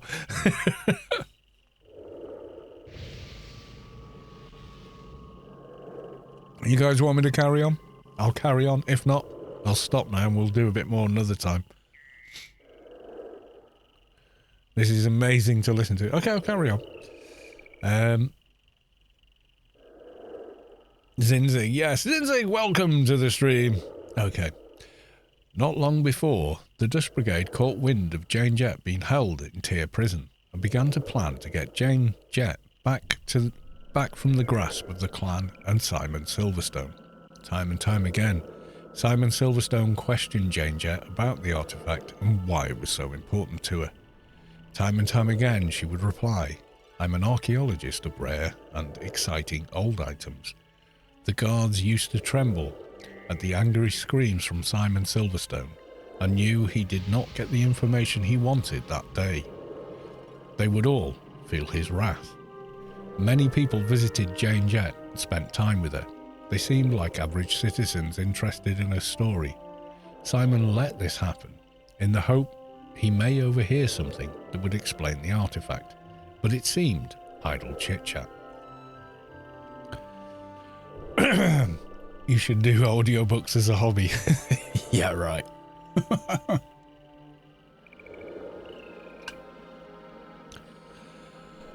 Here we go.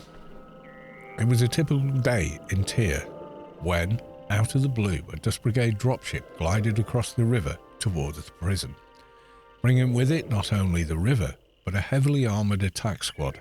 People ran screaming, grabbing their children and running towards the guards. A state of panic engulfed Tyr when the haunting noise of sirens echoing around Tyr.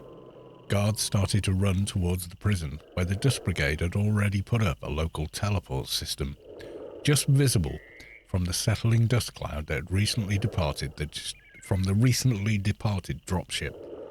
Guns began to fire from both sides, and screams and death only followed.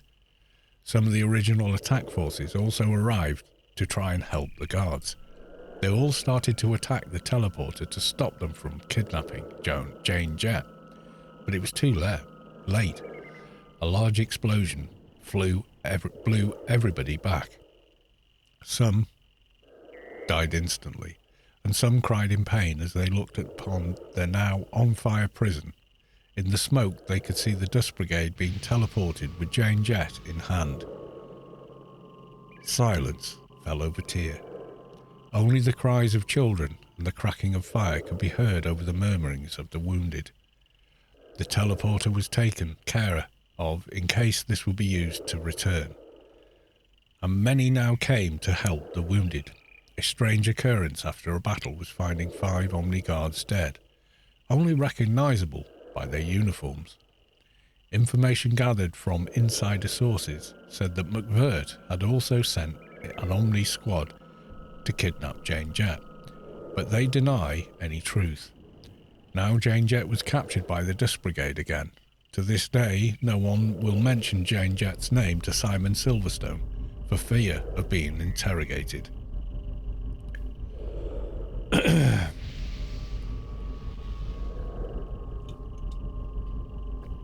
Right, the alien invasion.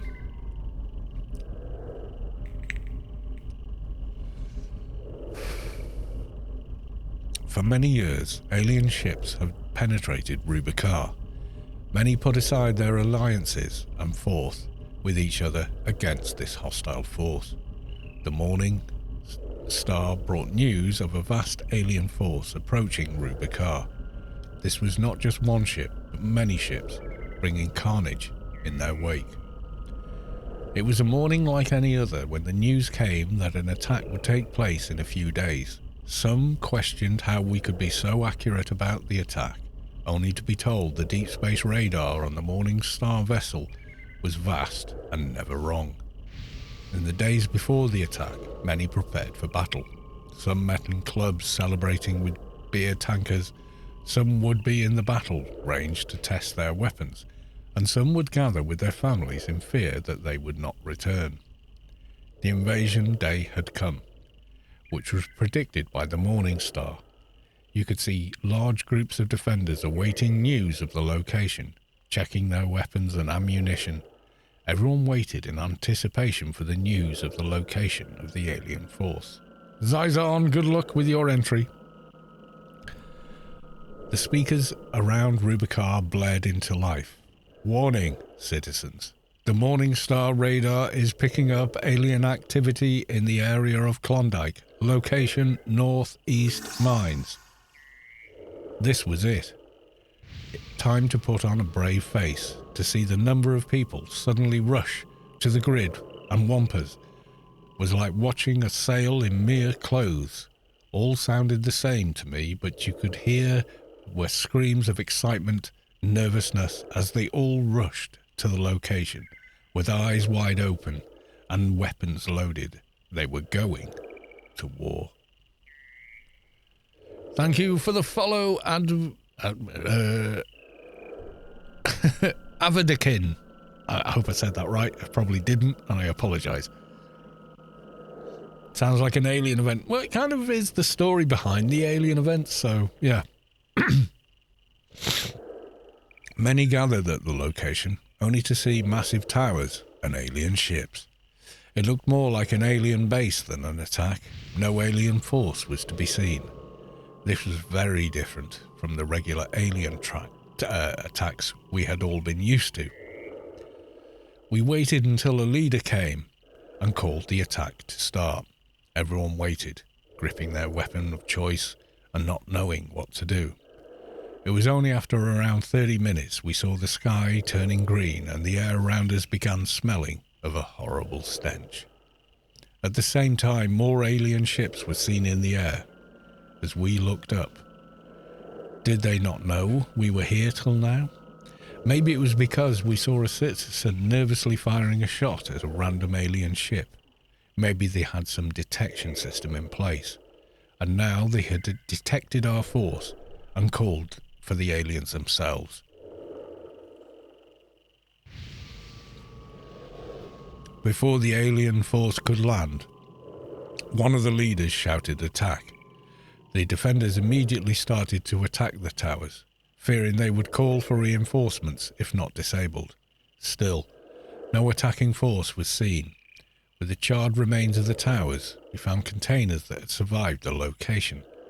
These contained many riches from around Avadikiah.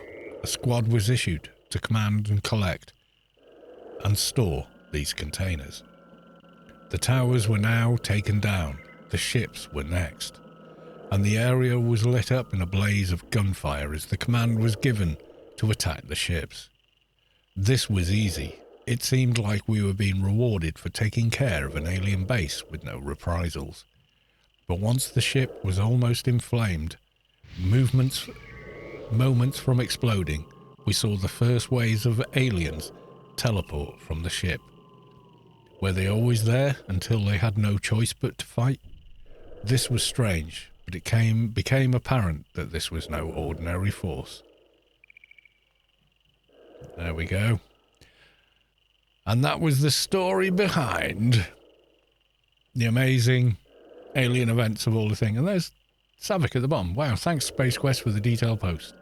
It's fun to see your perspective on the story and also now brings a lot of good memories on how fun it was to join it. So there we go, folks. That is the story behind all the alien events. You now know. Part 1. Anyway. Avadikiah. Avadikiah. Am I saying it correctly now? I apologise.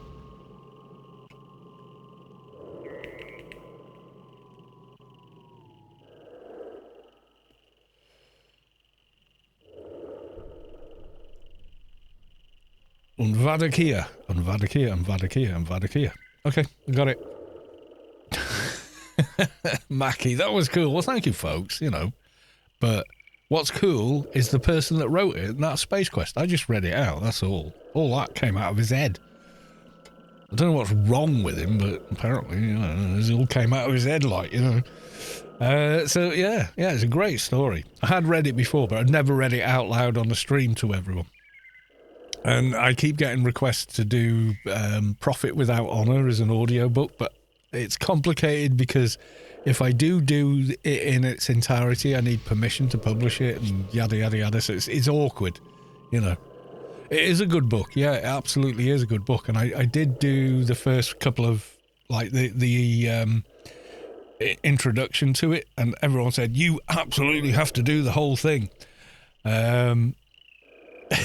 But the thing is, it's owned by Funcom, so reading it all out in front of people or whatever, yeah, that's kind of problematic, and especially publishing it on like YouTube and that, yeah, we need permission, we need authority, you know.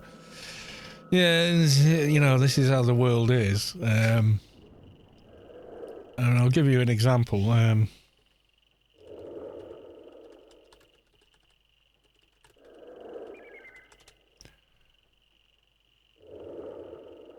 Oh, God.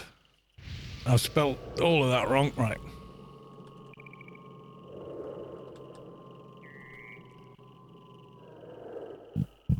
Hang on.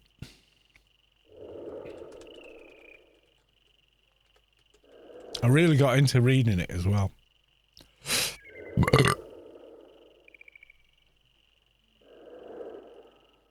I'm not going to download it in Japanese because I cannot speak or pronounce Japanese. But I will.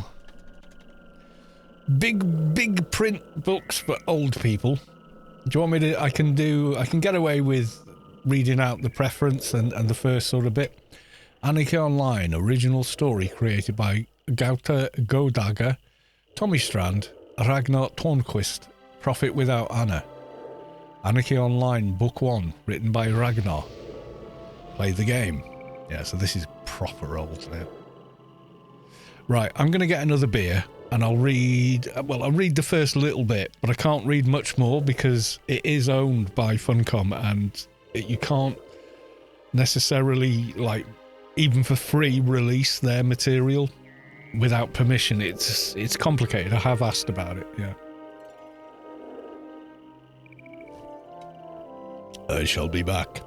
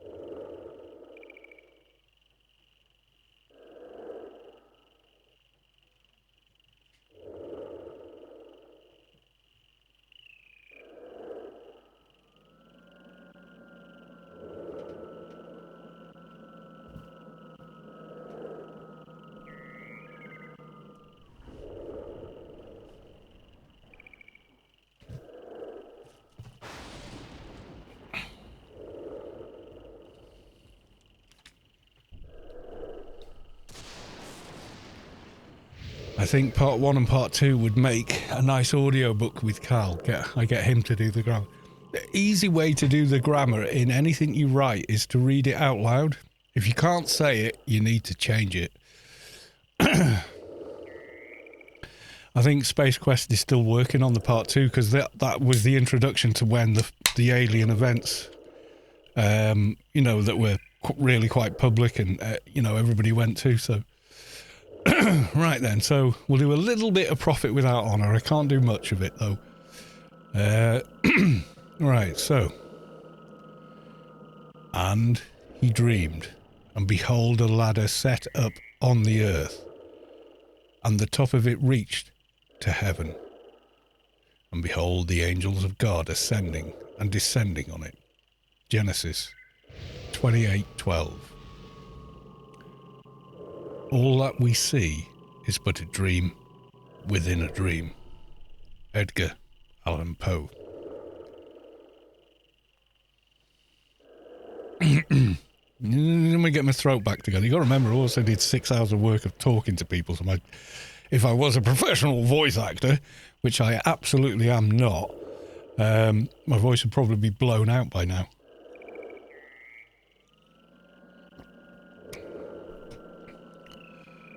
Rubicar 29,475.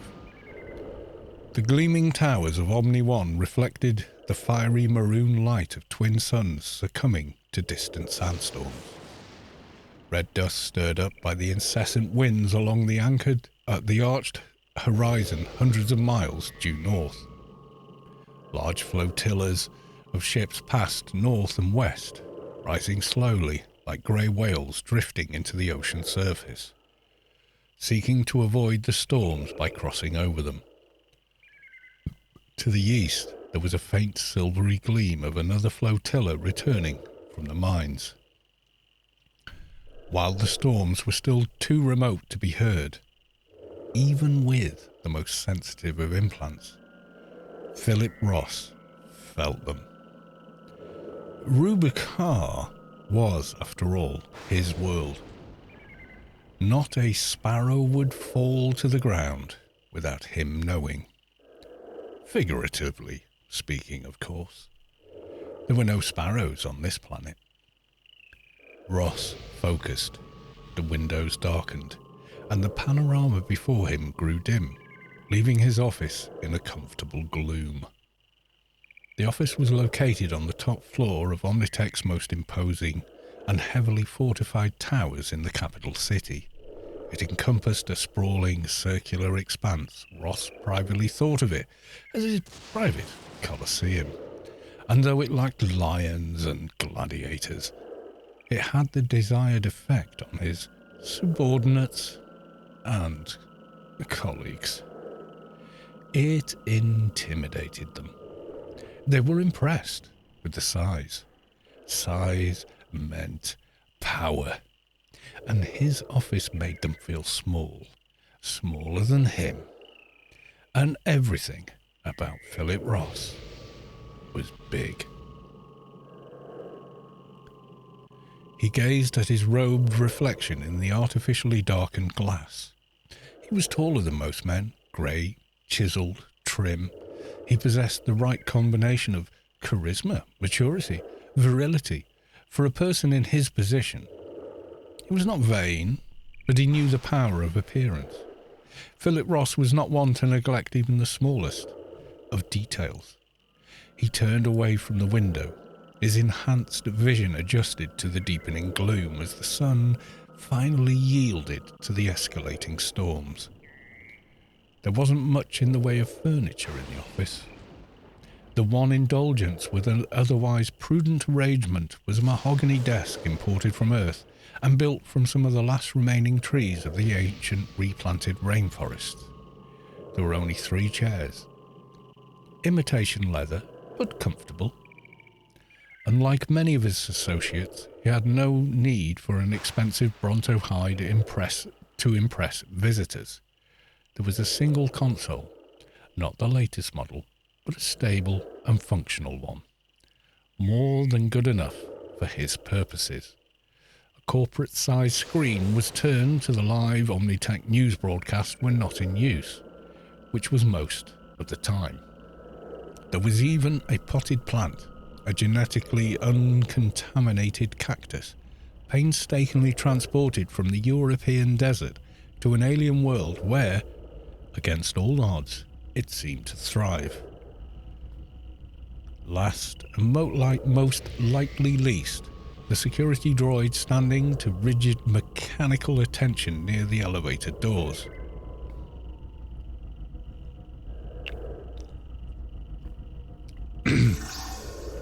Non Nelson has been followed. Thank you for the follow. And all, yeah, and Avadikiah. Thank you. Yes, I did thank you for the follow, I think. The Omnipol agents who had installed the defense systems in his office had insisted on this final piece of personal protection. Though, of course, he'd objected, viciously. The lethal contraption was obscenely brutal looking, kitted out with energy shielding and what appeared to be a portable cannon. It stood unmoving, awaiting the arrival of someone to destroy. To expect violence was to invite violence. Ross knew. And though he'd never shield from violence, he wanted none of it here in his own home. Home. Now there was a foreign word. This wasn't officially home. He had one of those, a fully furnished penthouse apartment with personal attendants, a room upon useless room elsewhere in the city. But Ross spent the lion's share of his life in this Colosseum, like a jaded emperor, making decisions based on acts of brutality and stupidity he was witness to on the screen. Running Omnitech's operations on Rubicar was not something done between breakfast and supper. His work was the entirety of his existence, the sum of his life. It was a life truly worth living. There was no doubt about it, but even Phil Ross could get tired. And right now, he was very tired. He wanted nothing more than to go back to his grand home and fall asleep in a proper bed, soothed by the cool, clean sheets, and the scent of the rose gardens below. He was tired and disappointed, and he wished that the day had brought something to ease the pain brought on by the news of that morning. But it hadn't. The news had only gotten worse. So there you go. That's about all I can read without breaking copyright laws and stuff. But there you go. Noma Nelson, thank you very much with the hydrate. I certainly will. Singapore, thank you. Yeah, doing audiobooks sounds like a lot of work. I don't know. But there we are. I nuke myself in your presence. Yeah, I can't. I would love to read it all in entirety and record it properly without coughing and, taking a drink of water or something. You Will Live Part 2, by the way. That doesn't sound the slightest bit ominous, does it, anyone?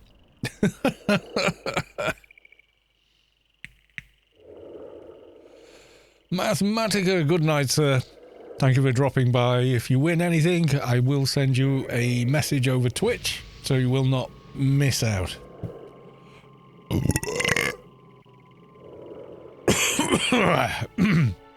Yeah, the thing is, I can read all of what Spacequest types because he can give me permission to do so because he owns that. He created it. The Profit Without Honor was created by employees of Funcom at that time, and therefore Funcom owned the copyright to it. So you've got to be careful with things like that. You really do. So I did approach someone at Funcom once before and said, I've been asked many times to do an audio book of Profit Without Honor, and they wanted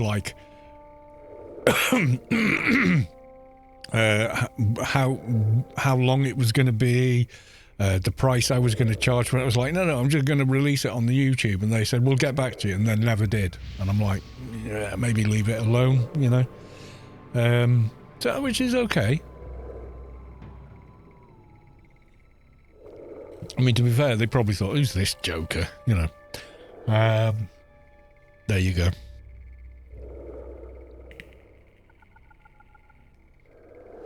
It could be good, it could be bad. Yes, indeed. Right, I'm going to go for a quick pee. I shall be back.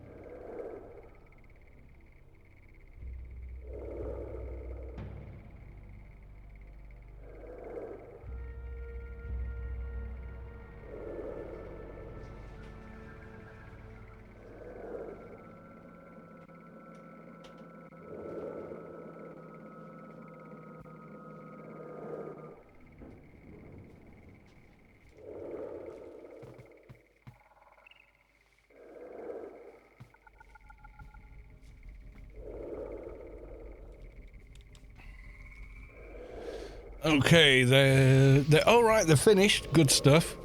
Congratulations on the Sector 42 run. Good stuff.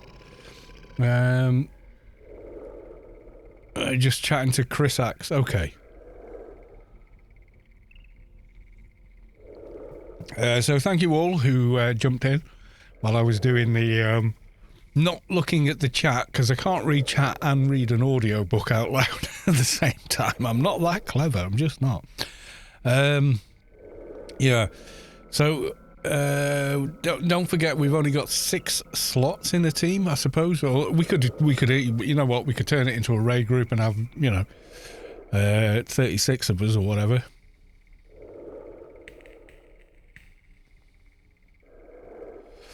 We're going to do a Find Me event. You're excited? Yeah. any of it you want me to read through and correct so it can be read aloud, which is, I think that's how most really good authors, you know what, I think they read it aloud and then change it so you can actually say it. I think that's how it works, I'm pretty sure, because you know when I did like little voiceover bits for Big Man Force, he'd give me the scripts, right, and say, can you read these lines for me, like, because he'd already asked would I do it, and I was like, yeah, of course I'll do it, man, your stuff's awesome. And so he'd give me it and I'd read it aloud and go, nah, it doesn't scan, and I'd come back and say, it sounds better if I say the exact same thing like this, and I'd type out what I actually said out loud, and he was like, no, yeah, you're totally right, that sounds way better than what I wrote. And it's like George Lucas, you know, what was it Harrison Ford said to him, he said, you can read these lines, you just can't say them. Nobody speaks like that, it doesn't work. And it's so different. The difference between how we speak and how we write can be really separate. I think it's a special skill to be able to, you know, be able to do that, you know?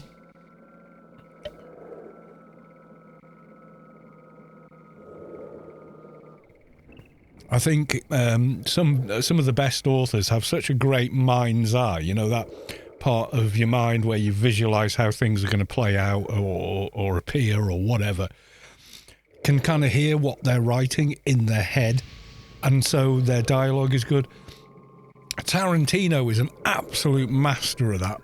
You know, that when you hear there's some ad-libs, yeah, for sure, but the dialogue in his movies sounds so, you know, like this is just two people talking. This is how people actually speak.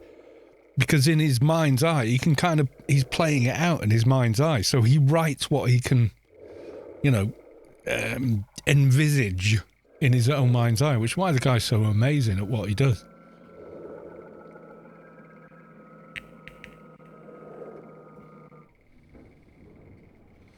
So as Spacequest says, if you want to join us in a Find a Friend, come here to Newland Lake, or just by Newland Grid, in fact.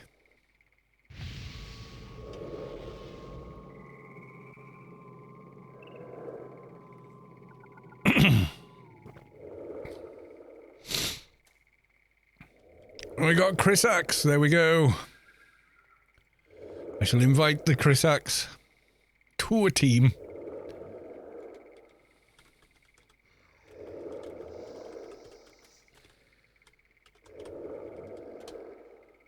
Hey, hello, victim.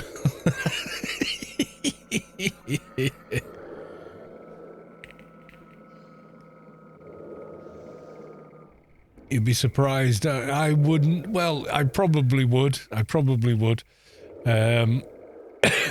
But, you know, we went. I remember that some of the funnest times I've had in Anarchy Online has been myself and you over on test server going, what about here? And going, no, the aliens could run out of that bit and they could do this, and that's going to be a nightmare to tidy that up afterward. You know, doing all that kind of stuff, which is so much fun. It really was.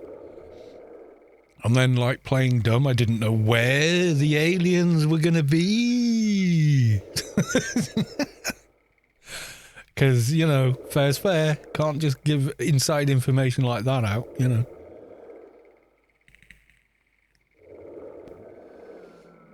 I'm excited for you to finish part 2 as well, said Avadikiah.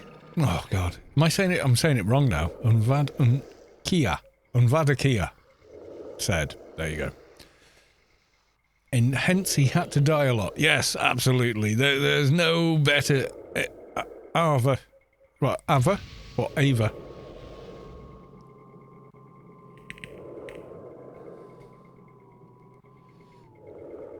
Ava. So yeah, the yeah. So the A is strong A. Okay. Ava. There you go.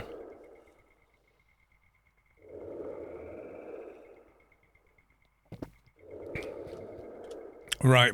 No, wrong thing. Right. Okay. So what I'm going to do is if you want to join and you're not here, then what you need to put in your description is find a friend, Spacequest. And I'll look for you in here as well.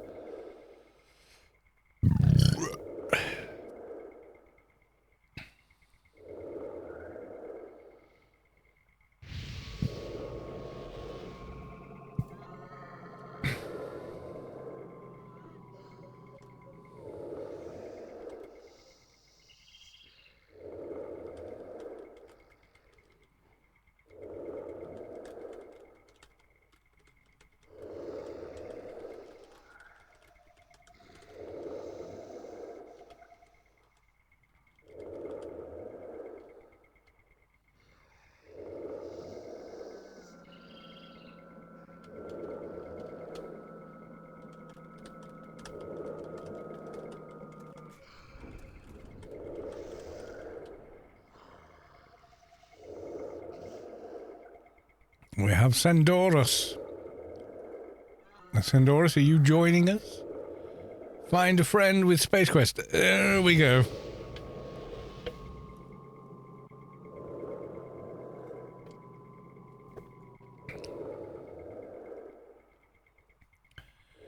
Send Orius. Okay. I'm not seeing them on team. Oh, you mean send Orius a tell? Okay.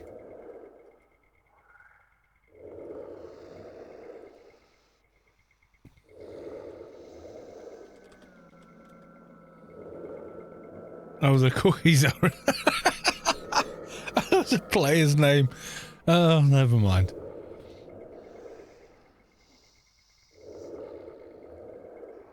No, my name. Oh, right. Oreos.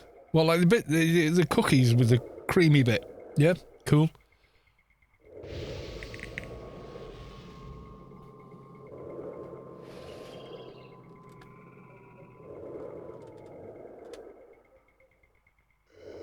I've had them once. Mrs. Callis too quite likes them. I'm kind of like sweet things. I'm kind of indifferent to. They're not my thing.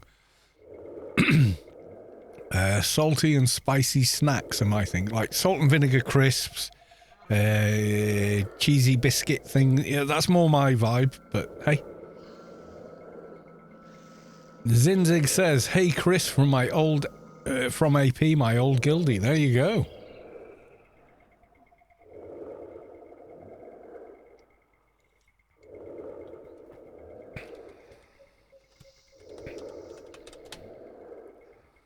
I should congratulate Chris Axe.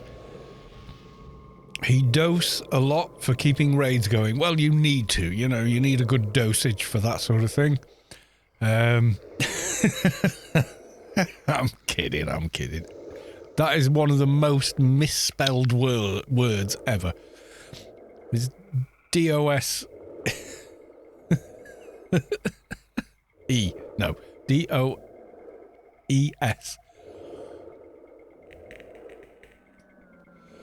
English is the most fractured, broken, factious, doesn't obey its own rules language ever. So, yeah, I don't blame anyone for getting it wrong, because, you know, you've all heard the phrase, I before E, except after C. That applies to 44 words in the English language. There are 924 other words it does not apply to. It's an utterly pointless rule. What you do is you learn the 44 where it's I before E. Every other word is EI. There you go.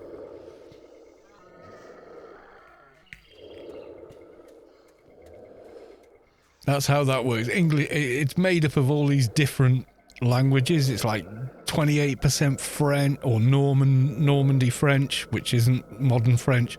It's another 30% odd Germanic, you know, from the old Doggerland days. And then some of it is Saxon, some of it is Roman, so Latin and Nordic. And yeah, it's just the most messed up language you've ever come across. It really is. It doesn't even follow its own rules. I mean, OU is pronounced so many different ways inside of a word that it might as well just be like completely not what it is. It's crazy. Insane, insane, insane. Hello, fellow clansmen.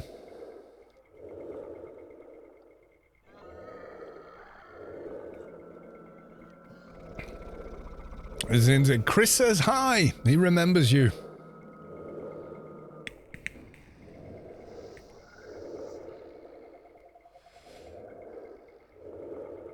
Alright, so is anyone in the chat want to join for the Find a Friend event we're going to do?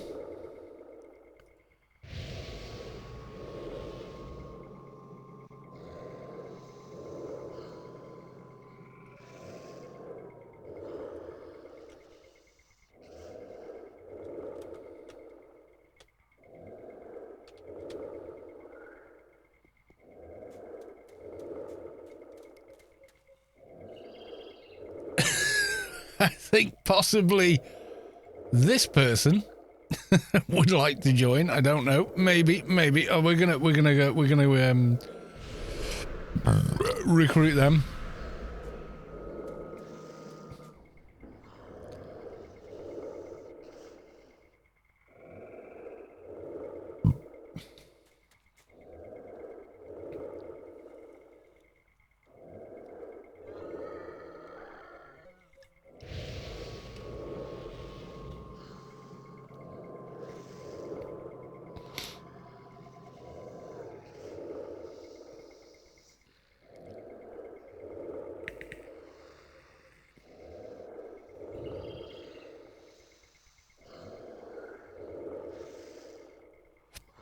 I can't believe we spent nearly 45 minutes just me reading things to you.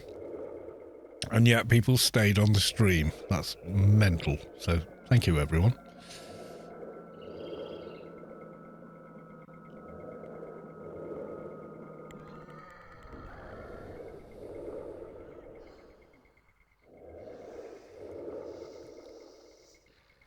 It was great. I don't know if it was great.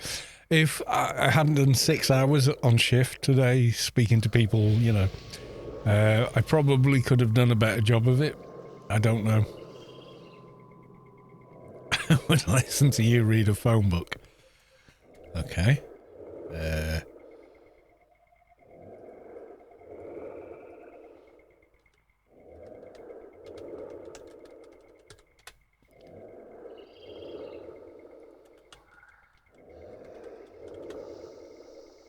Phone book examples. Just for the lols, right? Oh, I know what you mean, like a directory, yeah. We're never going to find one, are we? We're never going to find it. But yeah, okay, yeah, alright.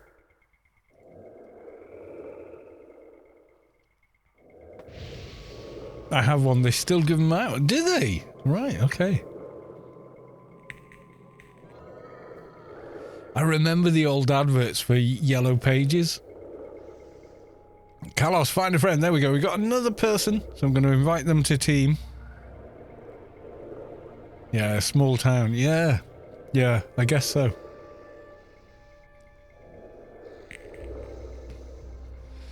Two, or if you're German, 2 more slots.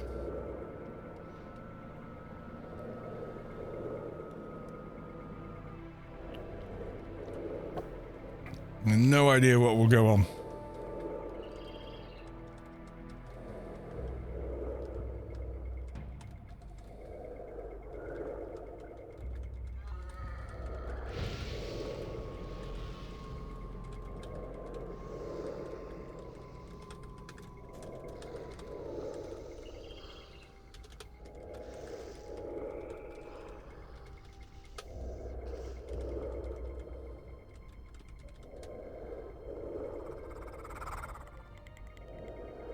Yeah, we get the vaguest of clues about where to find someone and then go find them, and they give us the next person to find.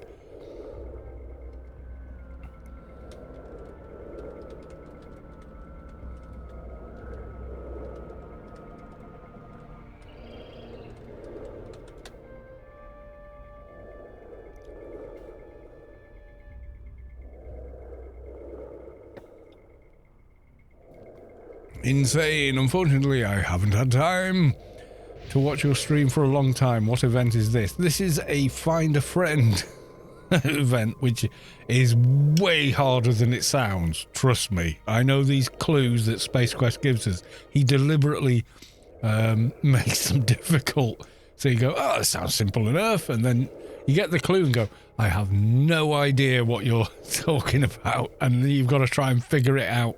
Find the person. You find the person. That person says, oh, you should go to the next thing. And it's even as vague as the first thing. So you disappear up your bums trying to find where you're going next, you know? It's like the old paper chase treasure hunts people used to do.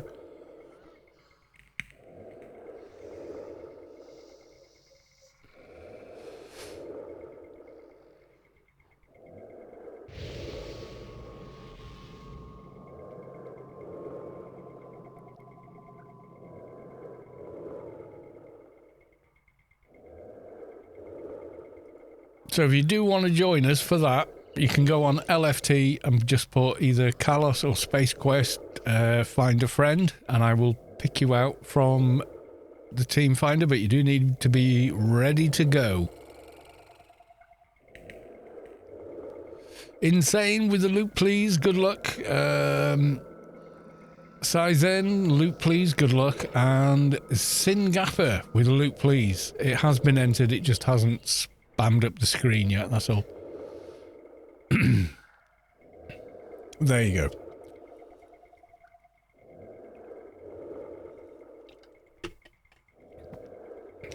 Evo owned. A loot, please. Good luck. Good luck, everyone. That is for an in-game grace, which we'll give away at the end of the stream. If you do win and you're not online at the end of the stream, I will send you a message to give you the opportunity to claim it for the next stream, which will be tomorrow. So there you go.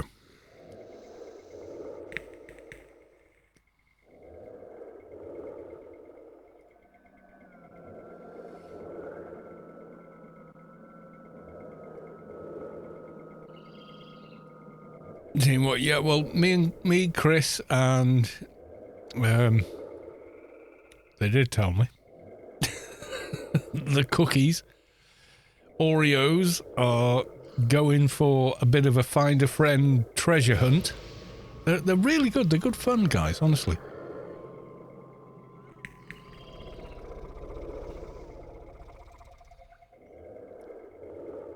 Chris acts such. Yeah, I know. He's old school royalty. He's like old school like me. I'm gonna get another beer. Okay, if there's 2 more slots, so if you do want to join, get your ass on LFT or send a message to me or Spacequest, and then you need to get here. I'll be back in a minute. I'm getting another beer.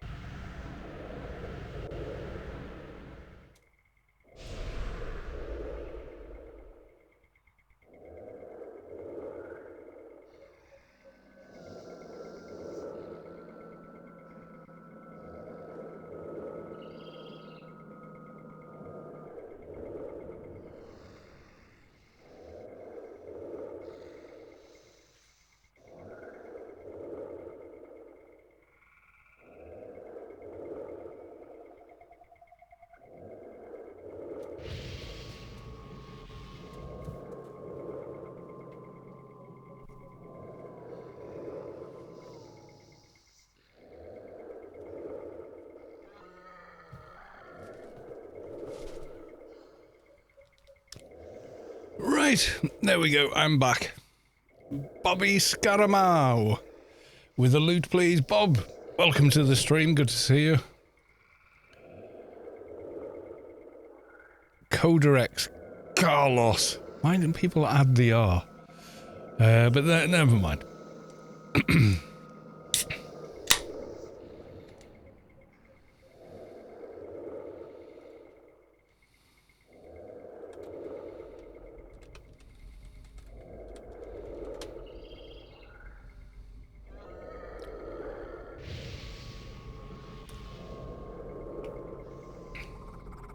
I saw that Evo powered, or Evo owned.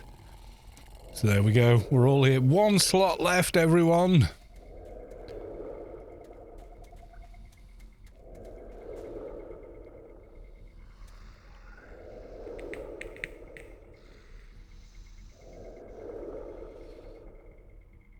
Make a raid. Maybe.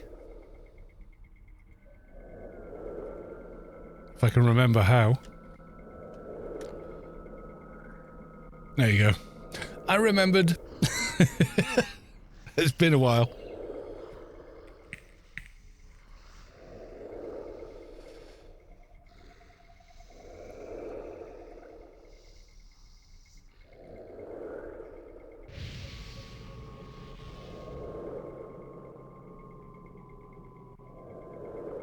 As soon as there you go, GSX is here.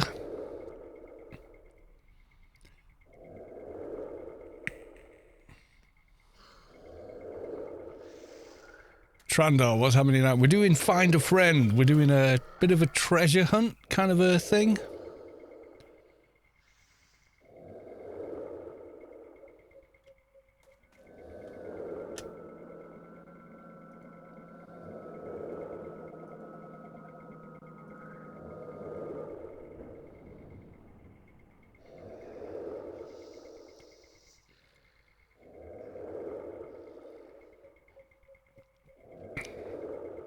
Okay, they've joined. So Team 2 is starting to fill.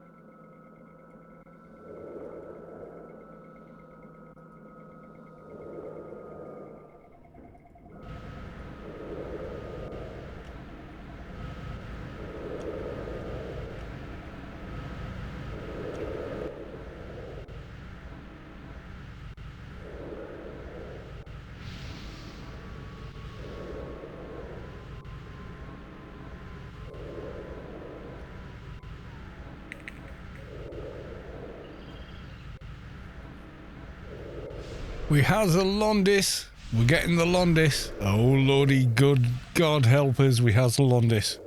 With the string vest and the belly. It's a look, I'll say that.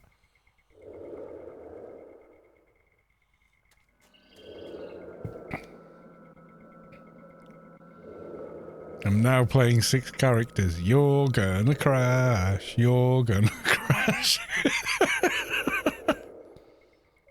Got the wife beater top. Yeah, I know, it's awful. But yeah, that's AO though.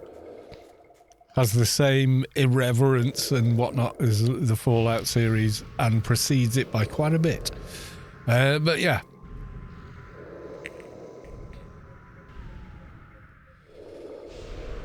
Alright guys, last call, because it's getting late now. We're getting on to 10 o'clock my time and I'm tired. You know, I've been up since 6 AM, so... Excuse me.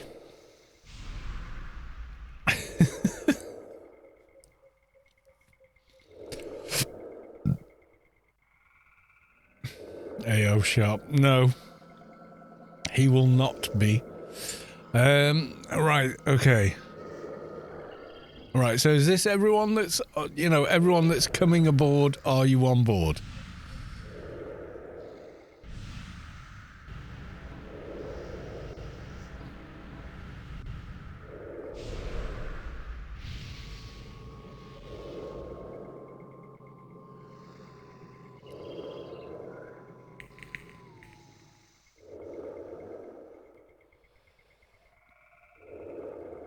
It stands for sarcasm, yeah. No, because each character's doing their own shizzle. That's for sure.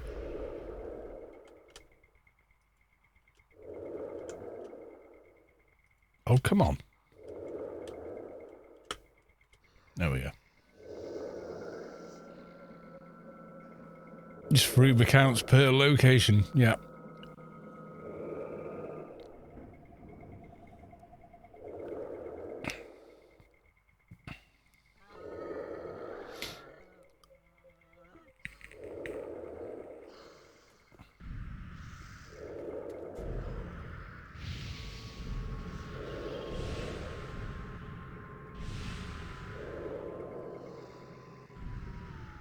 I will log me and each chat that's found. Okay.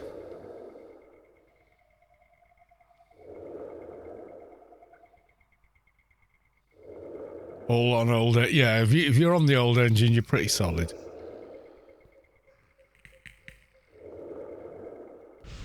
Is it a competition or team effort? It's a team effort. It's a team effort. We've got to solve the clues and the puzzles. You know, have you ever played a treasure hunt game?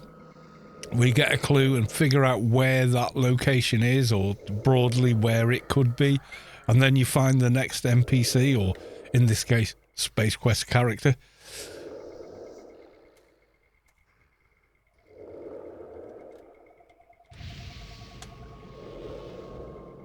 And then you go from place to place until you get through it all, and then you win! Or something.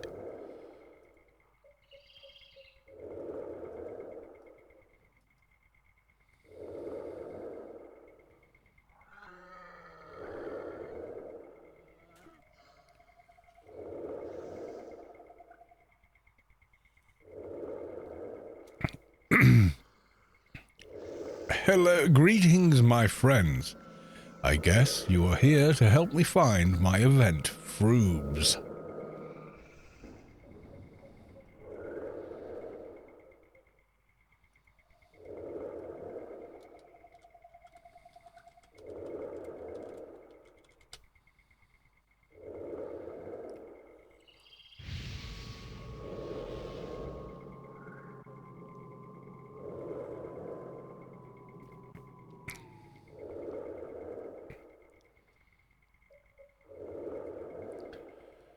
Right, so Carmenode is looking for one of them.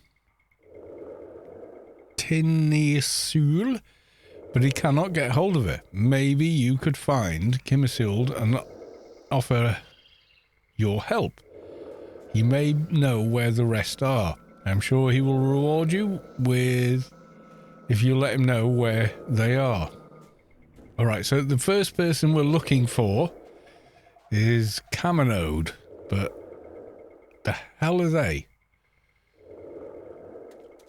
Are they here? Or what? We need a starting point. We have no clue.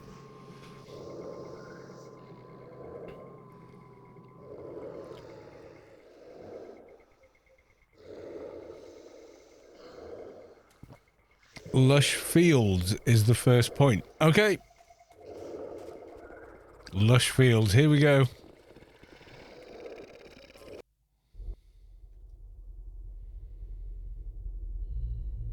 We're gonna lush.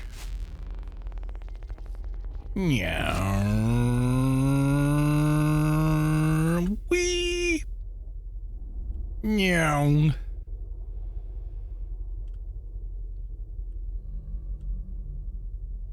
Lush, here we go.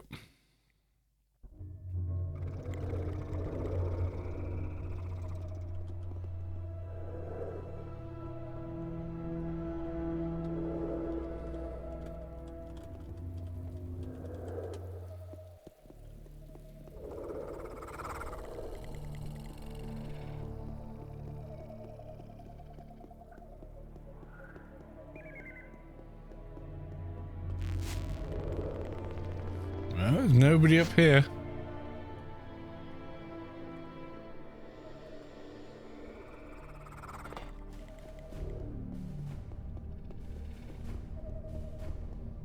Right, I'm looking.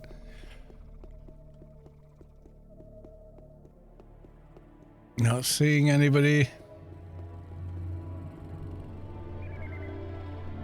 See a guard over there and the Slayer.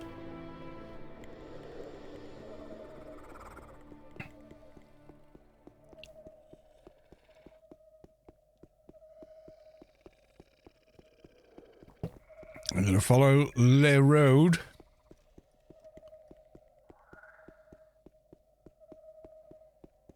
Read the clue. Okay, okay. Mrs.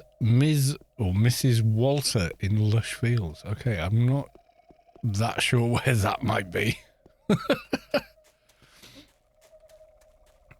Okay, I'm looking around. Big Yalm.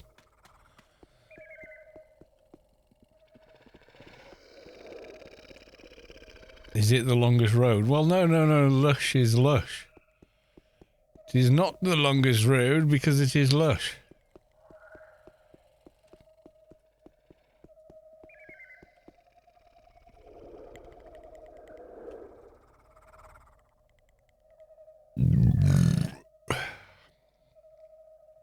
And Jolie Storm, good evening to the voice. Well, thank you very much. Welcome on in. You missed a bit of audio book kind of deal that we did earlier on. I read the actual story of Jane Jett and everybody else that was written by Spacequest and is like really awesome.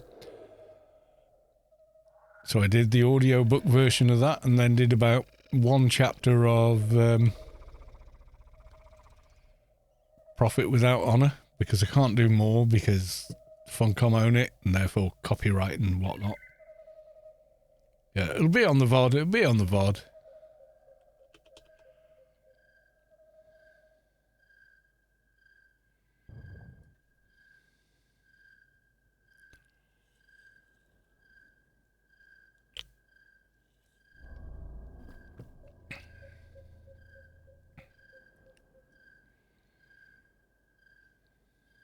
I'm going to head all the way north to the spring. Someone else is going there, but...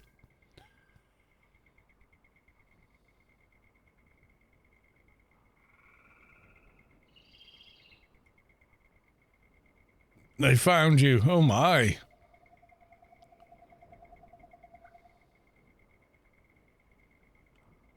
Wow, that was fast. That was way faster than...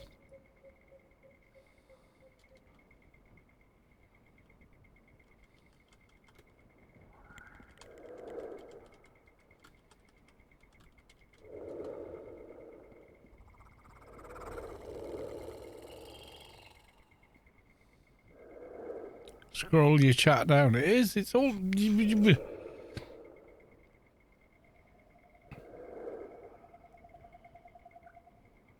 Mutant Domain, Lush Hills, okay.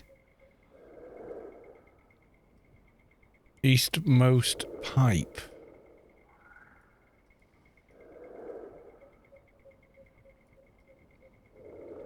Right, I have to go to it so everyone on the stream can see it.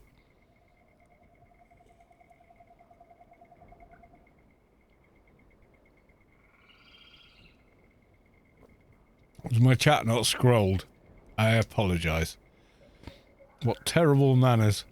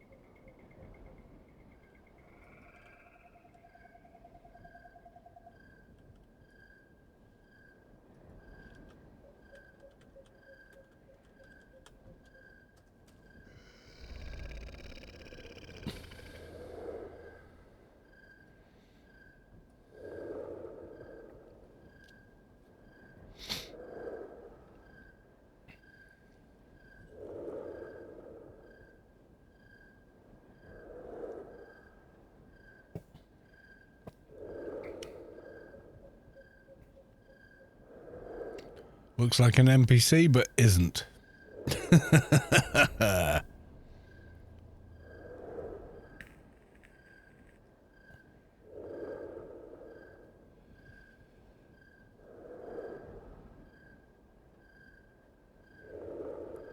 Carlos, get me one of those cans, please. What? Which... which cans? What do you mean?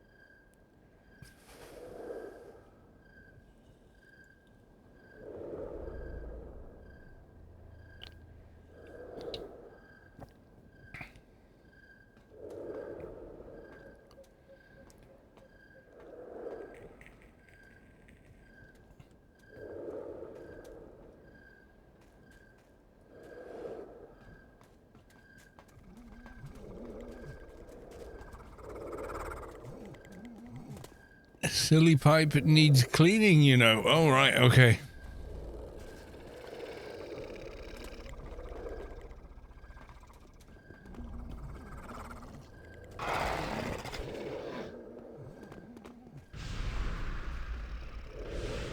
I'm killing the things.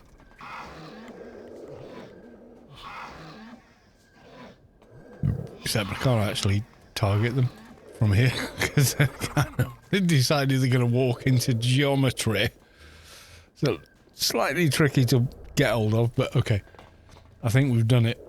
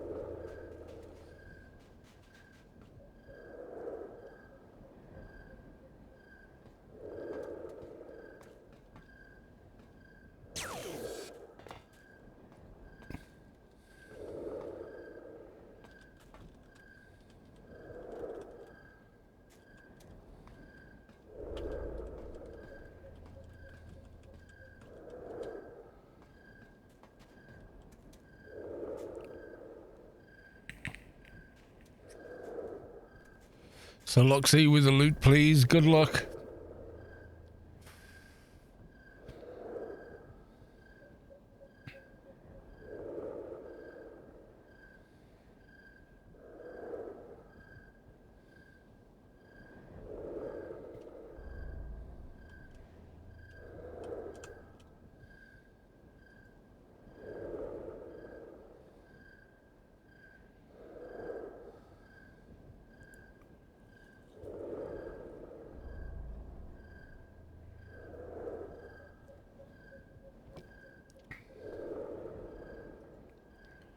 Waiting for Chris.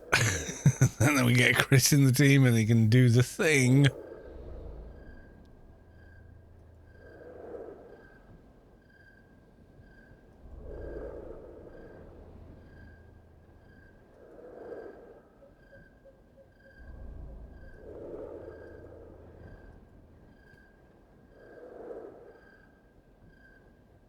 Invite sent.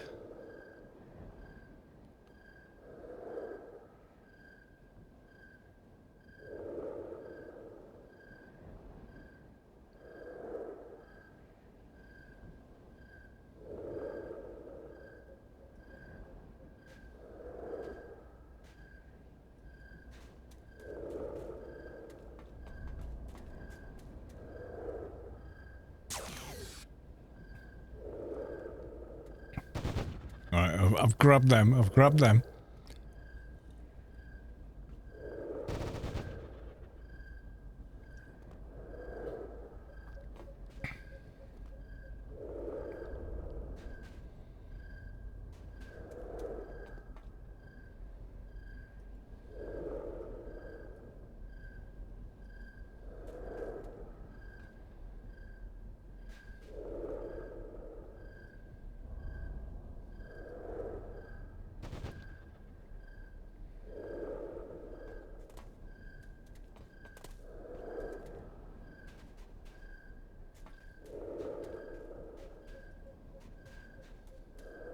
Right, I think we've got everyone now.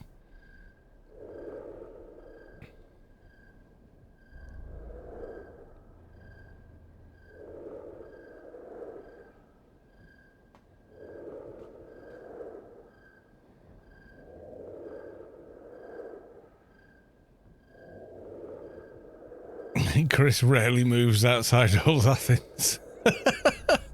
Oh, cruel.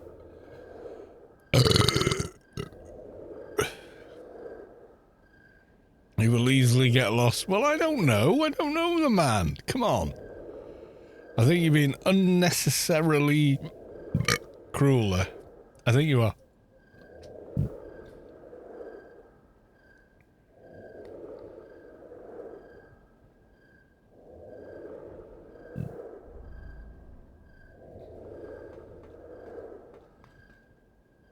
He's kept a raid schedule for the Alliance for 14 years. Yeah, the guy's a legend. Absolutely. What a dude.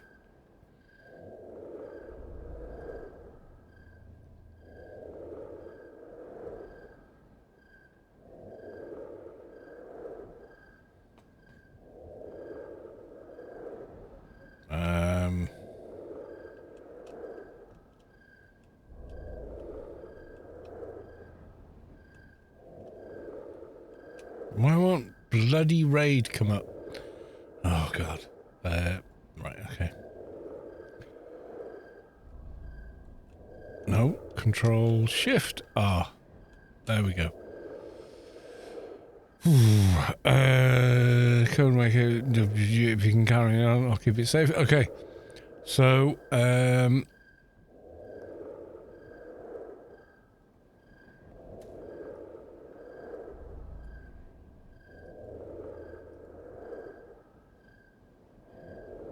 I'm going to leave you there. Oh my God.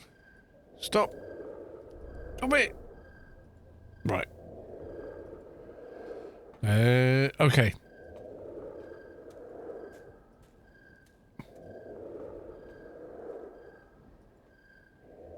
Oh my God, I can't move myself from team. This is annoying. The team system here is just bonkers.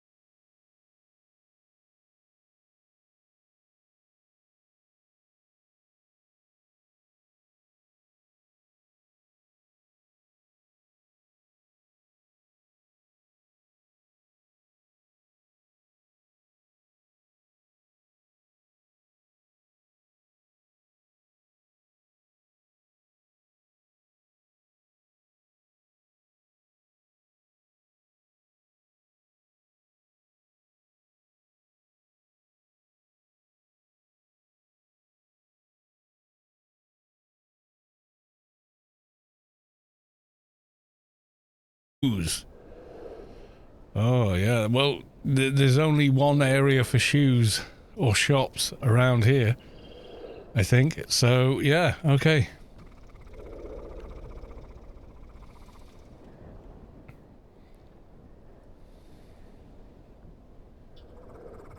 Can you put Doxy in my team? Yeah. I think so. Yep, there we go.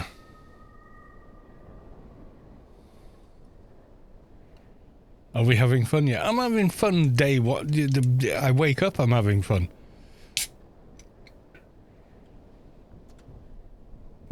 This is just more fun, you know?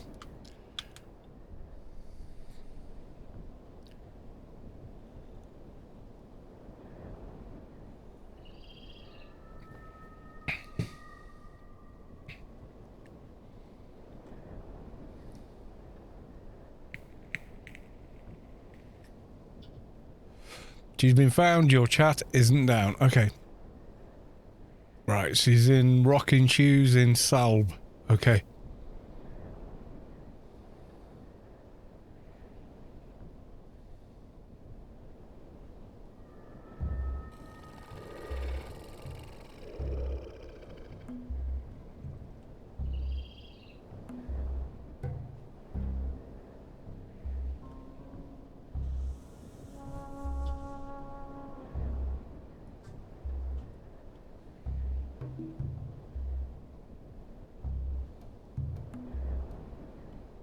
Gotta find Rocking Shoes. It's somewhere in here.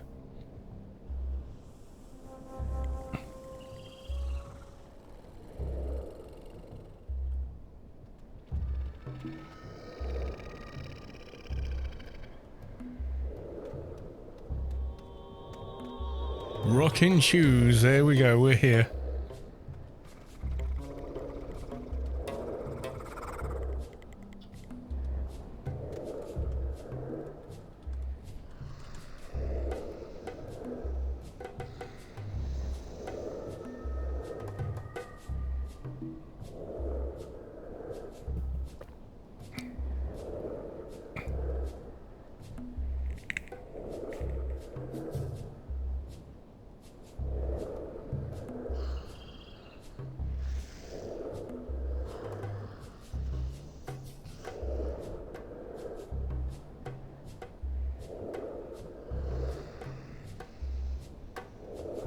Hitting the hay, better get some sleep. Junior is always up early on the weekend to pester me about building Legos. That's the dream, my friend. That's not being pestered, that's living the dream.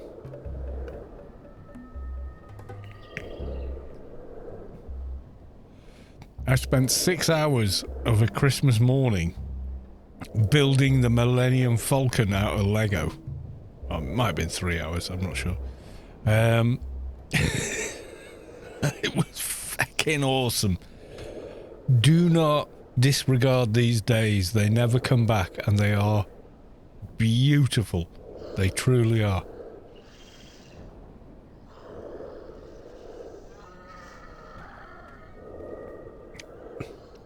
Once your son's like 18 and going, okay, boomer, at you, every other line, every other word they say, you'll miss the days when you got up early together to build something out of Lego. Trust me.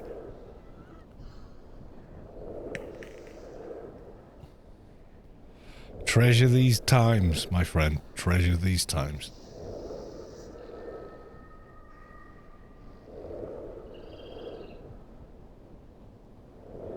Yeah, he's over 30. Yeah, this is it. Yeah, by 13, they're so old now. They're middle-aged at 13, didn't you know?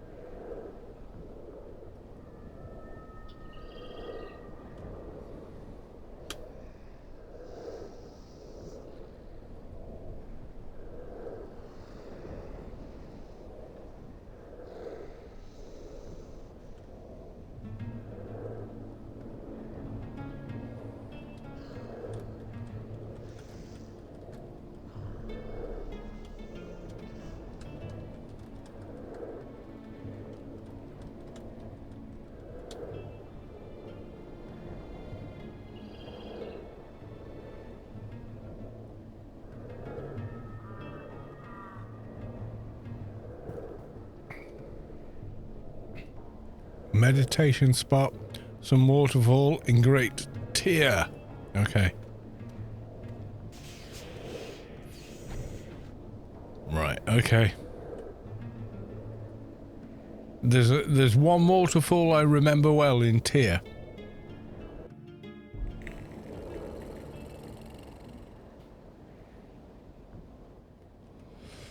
I has seen many weddings there. Yes, I has.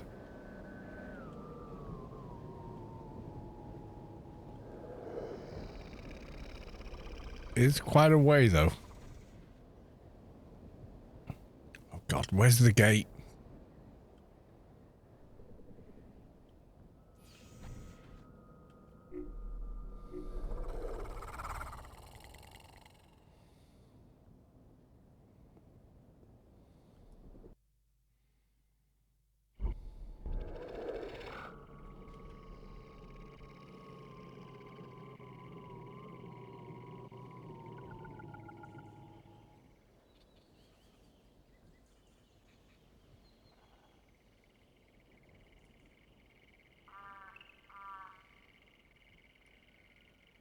There's the falls.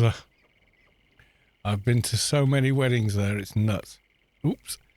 I've either crashed or I'm getting warped, but I'm not sure which.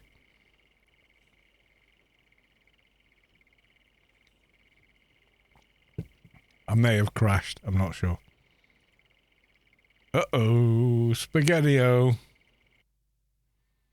Yeah, I crashed. Okay.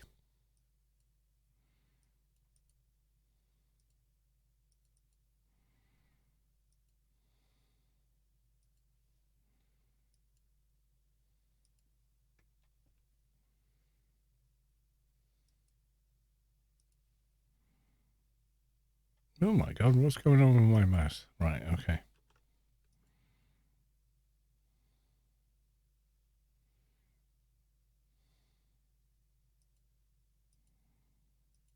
No, we're doing this again. Right, okay.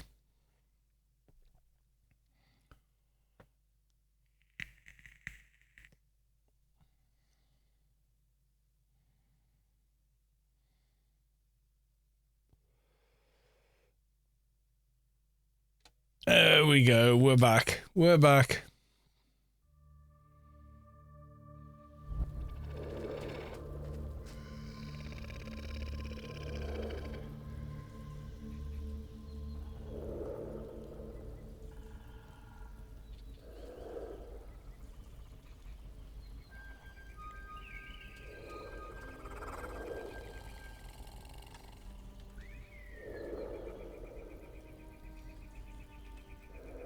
Oh God, how do I spell Chris X's name?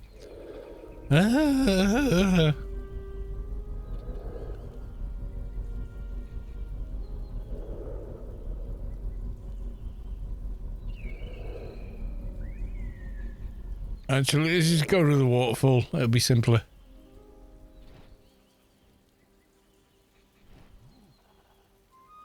Takes me back to when you had to run to Temple of the Three Winds. Oh my God, I remember those days.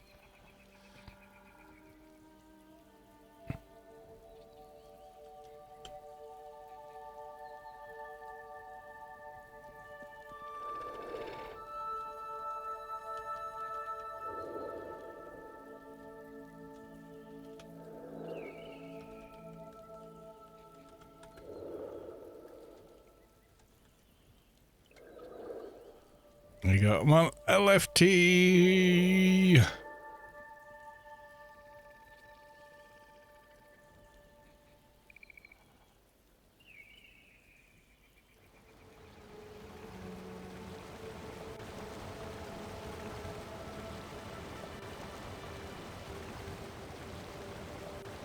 There we go. We got Chris Axe.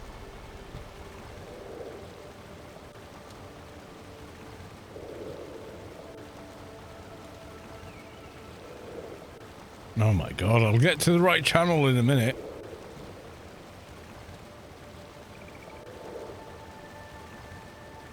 I'm keeping track of you. I am real Anne. Okay.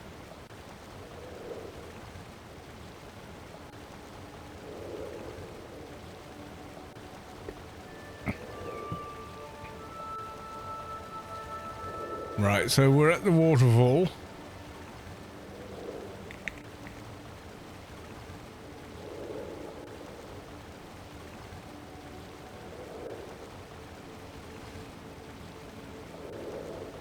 I've been to like a dozen weddings here. I really have. It's kind of bonkers.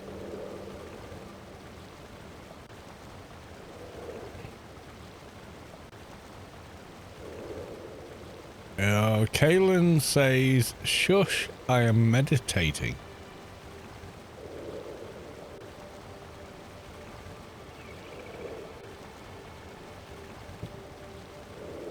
I've lost the chat from previous, so I can't remember much of it. Wish Daybreak would purchase AO. They do updates to EQ1 and 2 4 times a year. Well, it's not like the game couldn't use a bit of a lift. So, yeah, maybe.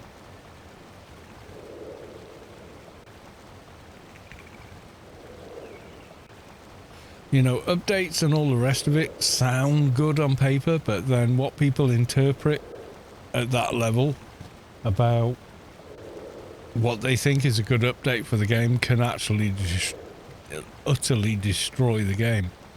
I mean, Star Wars Galaxies, anyone? Took this amazing and complex game and tried to simplify it so it matched up with WoW and basically ruined it. You know, so it's not always a good thing.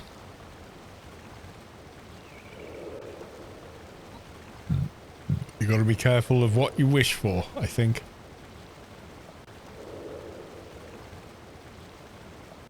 Classic Realm. Well, yeah, I don't know. I played EQ2 a little bit, but I mean like a tiny little bit, and I don't know. Well, you know, I haven't played it since I tried it.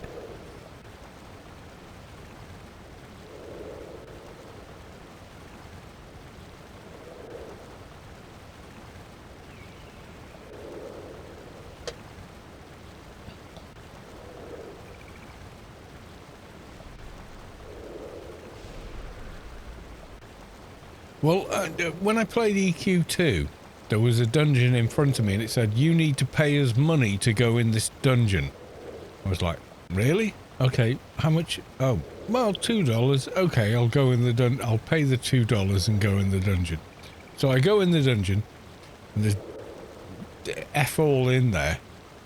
So I was like, that was a waste of £3 or whatever it was. You know, it wasn't much. It really wasn't much money. But it put me off the idea, and then over time I've seen more and more developments where, oh, we're running it now, and it's like, yeah, you are, but you have no clue what this game is, and you're just trying to convert it into something marketable and whatnot, and yeah, it's not always a good thing. It's really not. Yeah, the AO's fine. It just needs new updates, new things to grind. Yeah, because that's what we had previously. Was, oh, here's a new dungeon with new gear and items in it. Off you go, have fun. And it was great. You know, like the Subway, Temple of the Three Winds update, the Pyramid of Home update. All of that was awesome stuff. But that could only have been made by people who understand what the game is.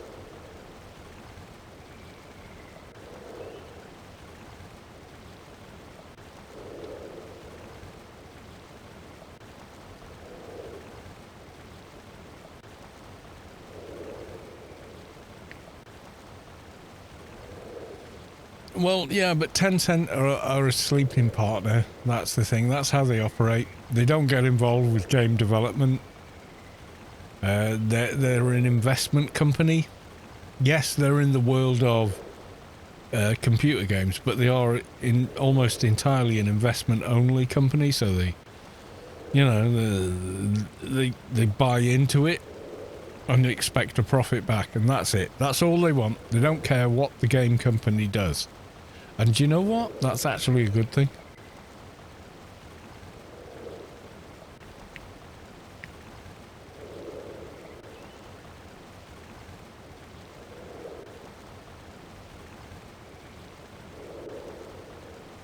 I remember vividly when we couldn't even be in Inferno due to... Yeah, well, Storm was one of the first guilds to get to Inferno and discovered the biggest problem with Inferno and Penumbra was they were completely unfinished.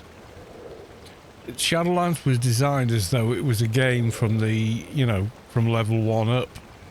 So what happens when you develop a game like that is the end game areas are developed later in its productive life rather than an expansion which should be developed to deal with players at a level 200 and whatever.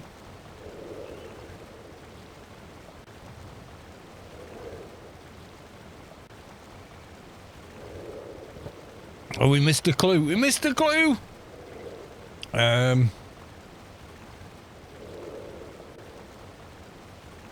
Bronto hunting area, PW. Oh, God. Okay.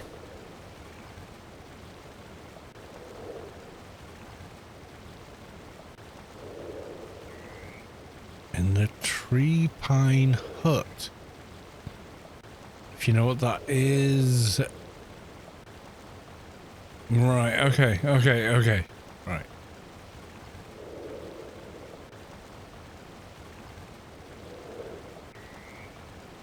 Let me go back.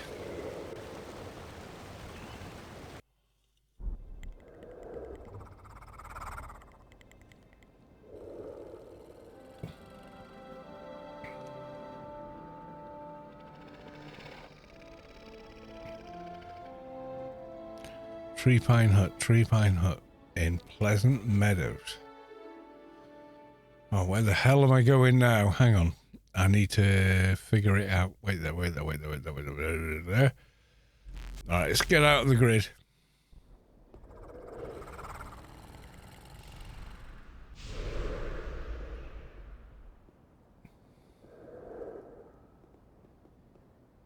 Right, where the hell is Pleasant Meadows? Oh my God. Lushfields, Pleasant Meadows. Like 20k seems to be about the nearest. Okay.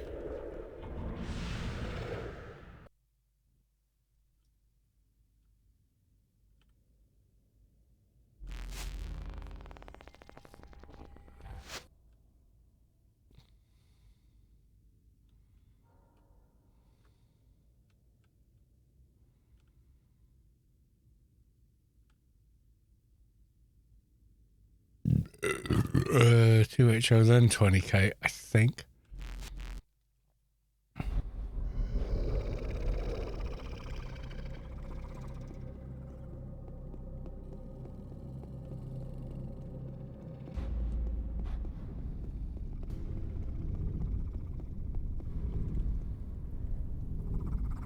No, you just nip to Artery Valley just to get out of the way.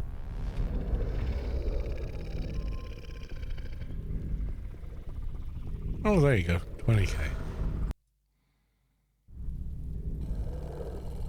Yeah, so we're up near here.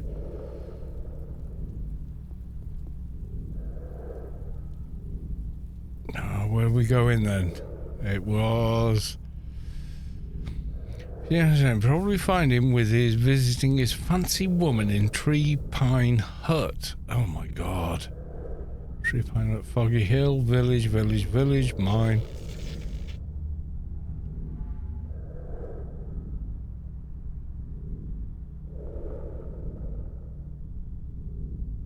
Oh, I've no idea. I really don't have an idea.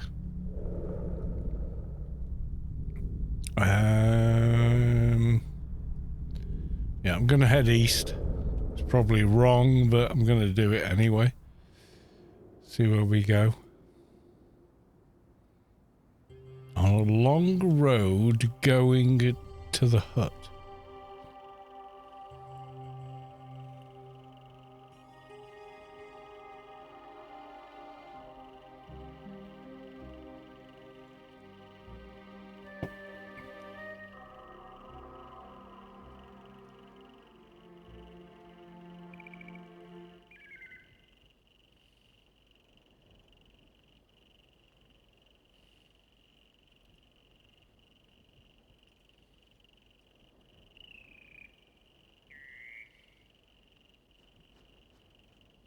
What was your favourite expansion release?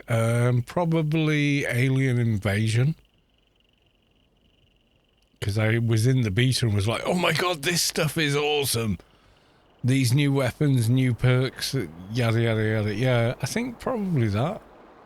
Although, I'm not 1,000,000% on that, but yeah.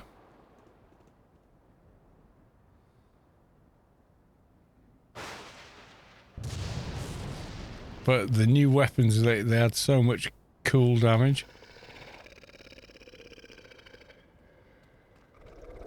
Okay, Tree Pine Hut.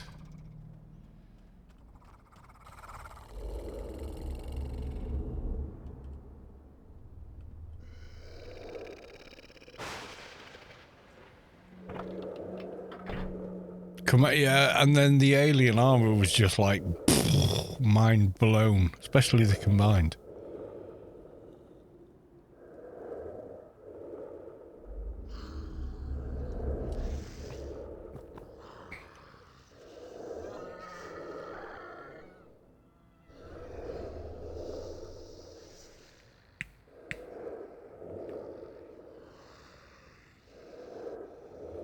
AI was above everything else. In most character slots, it still is. That's the thing. They came up with was it Means that was running the game at the time? Came up with AI armor. It was so good. They've never bettered it.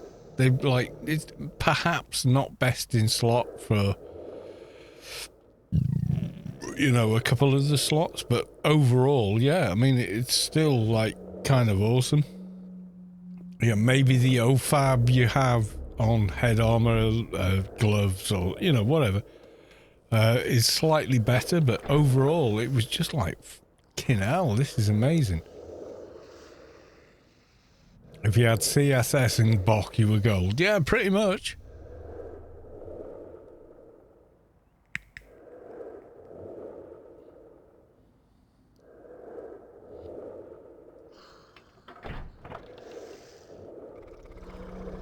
Yeah, and it's different. Like if you shade, then maybe the gloves and helmet are better if they're the top tier version.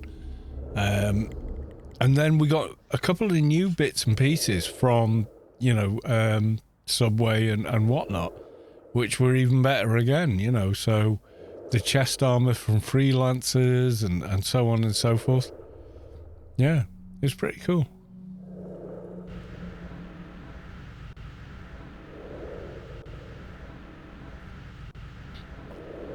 But combined still is so good that it's still kind of good now,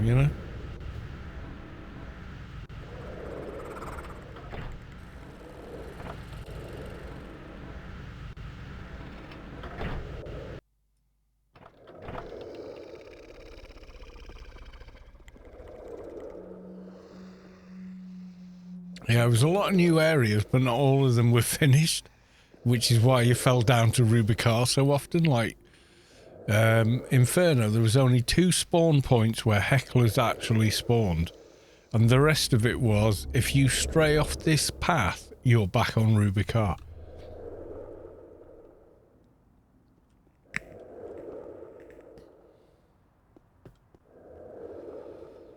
It was bonkers. It really was. Clue, says Spacequest.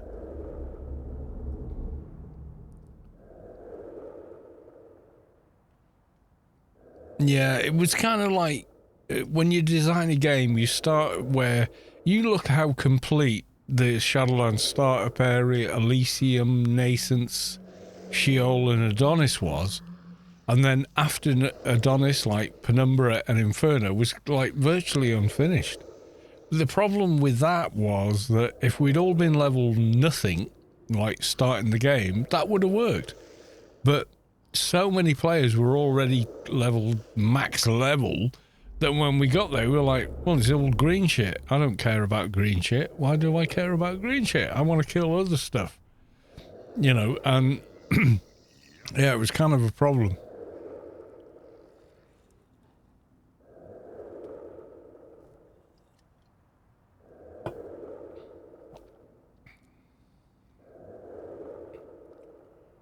My chat is scrolled up again. Okay. Sorry. I think they're telling other people where to get.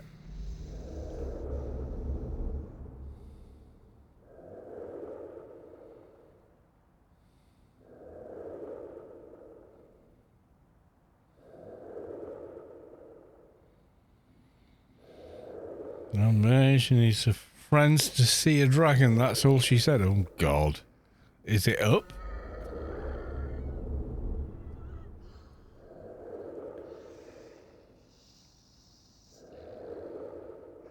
She popped by today. She was meeting some friends to see a dragon. That's all she said. Oh God.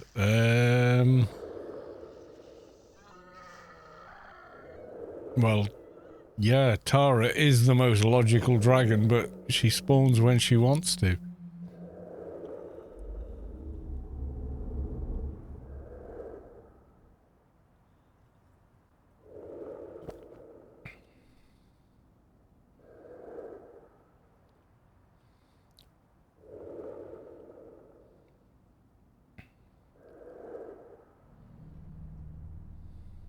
She's meeting some friends to see a dragon. That's all she said.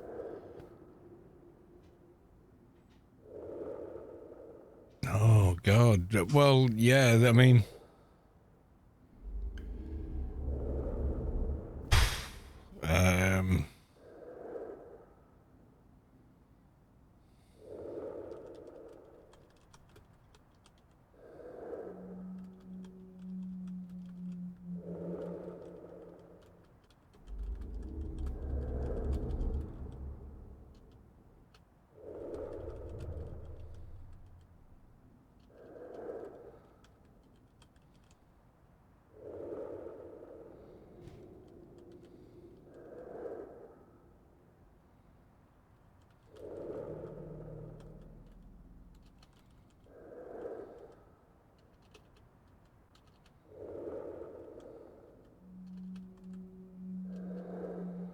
I mean, there's a dragon in the wreck, but I don't know if that's relevant.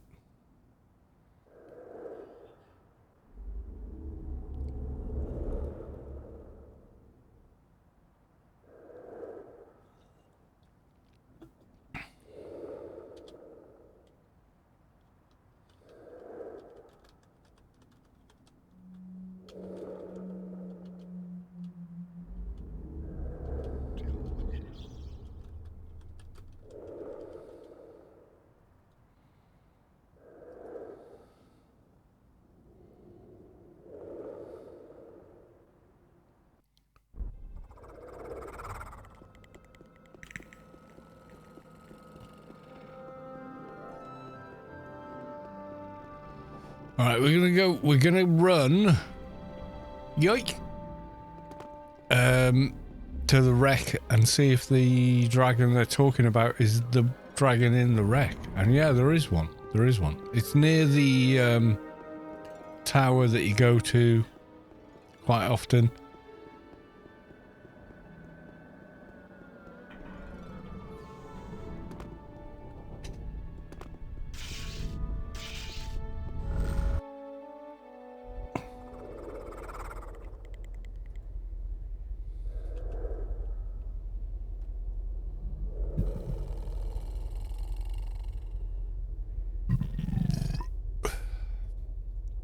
I mean, I don't know either way, you know. I mean, this is the point of the game, everyone, is you've no idea where you're going until you get there. And then it seems so obvious.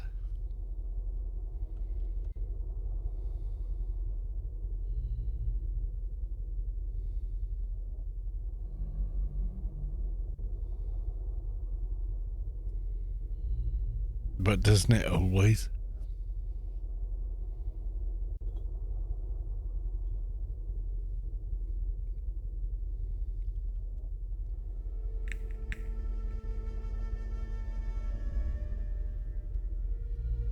Yeah, there's always a dragon here.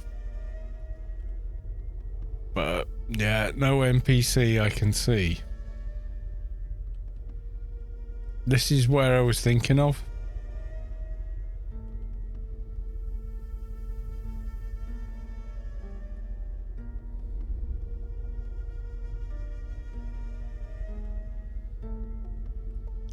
this guy. I mean, okay, it's seismic lizard. The only other option is the little island.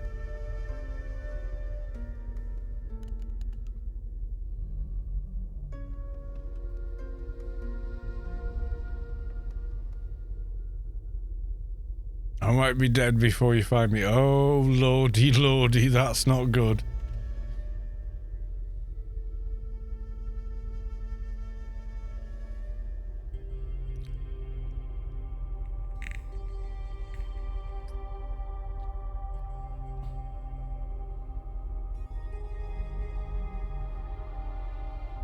Many mobs. Oh god, it's either here or it's going to be Tara, isn't it? Because there's like a gazillion mobs down there.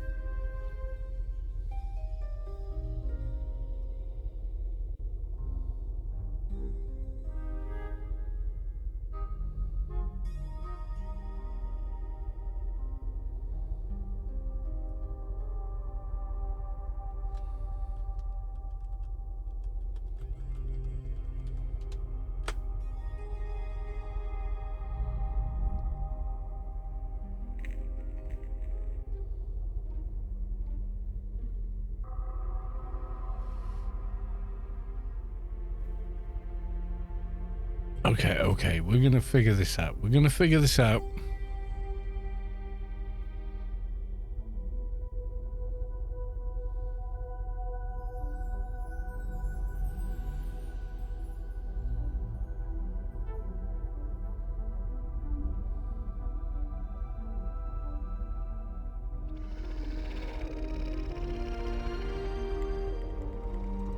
Clue, bless you. Oh, a big clue.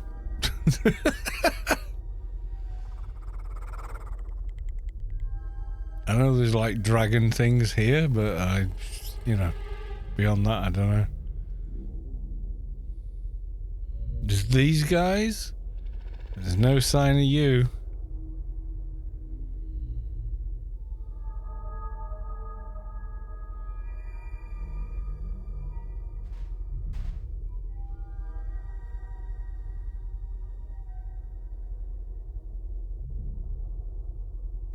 I don't think he's here. Yeah, so...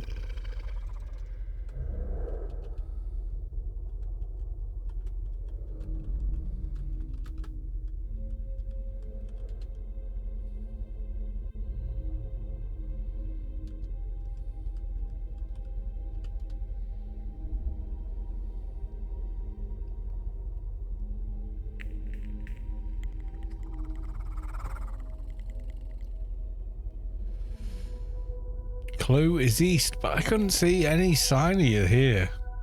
I really couldn't. If that's the clue that you're pertaining to, oh god. Yeah, the Dune Awakening looks like a survival. Well, more than anything, it looks like a survival game, which is fine. I've no problem with that. I'm signed up for the beta, but you know, I'm not there yet. That's all I can say, because you know, even if I was, I would say that, but I'm not. I'm actually not.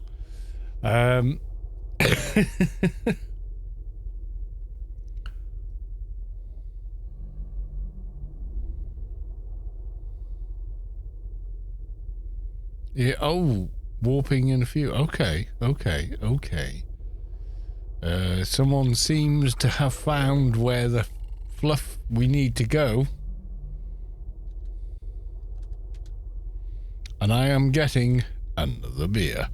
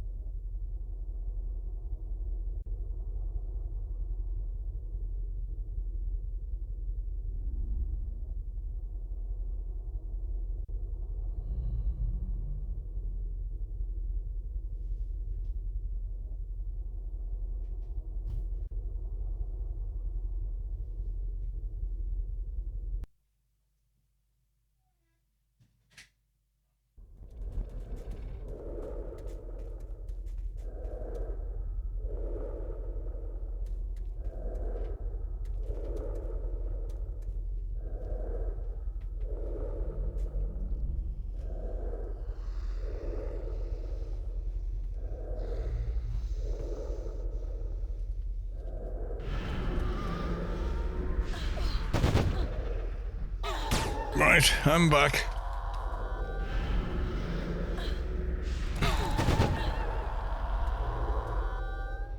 Where the hell are we now? Oh, Medusa territory. All right.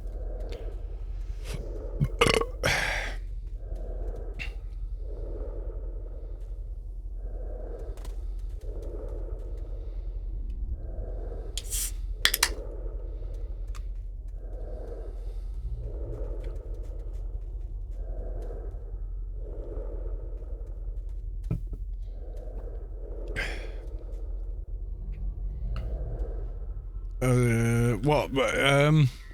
To chew, yeah, over here by the stone circle. Yeah, it spawns over here if you do it.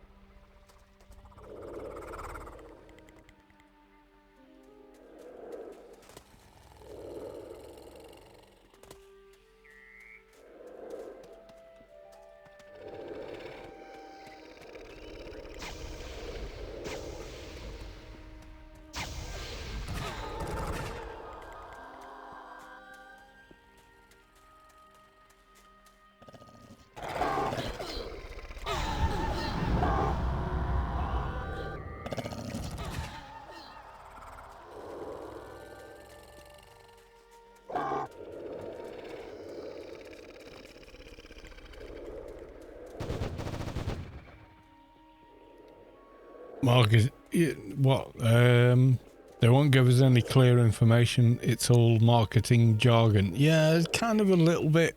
And I don't know any different because I'm not in the beta. So I couldn't tell you any different, even if I knew.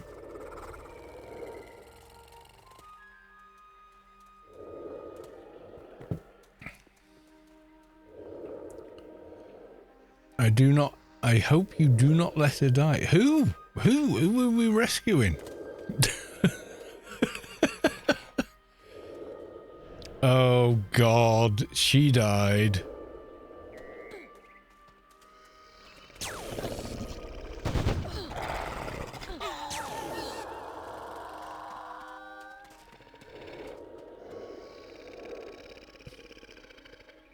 No, we're not doing Tichu. We're doing Find a Friend, and I think we may have fluffed up big time. I don't know.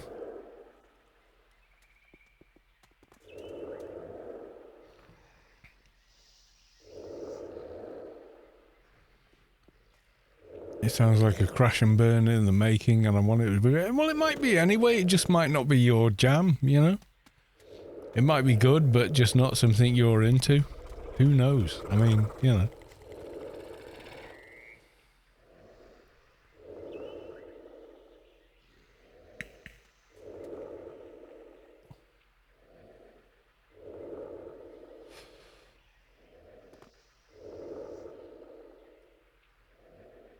Hope you did not let her die. You must return to Carmarond. Back to East Pipe. Oh, good God. Okay.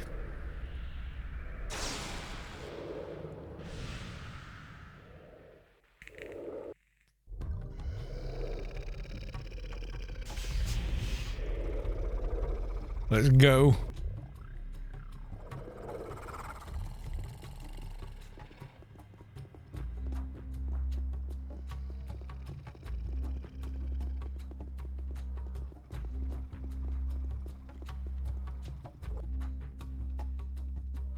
Right, we're going back to Lush Fields. We may have fluffed up. I don't know.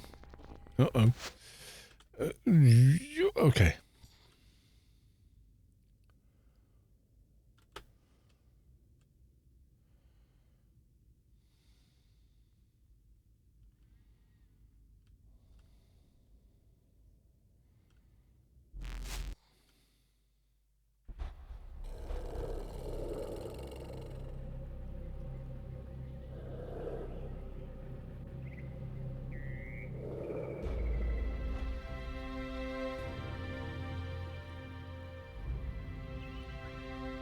Where the hell's the east pipe gone?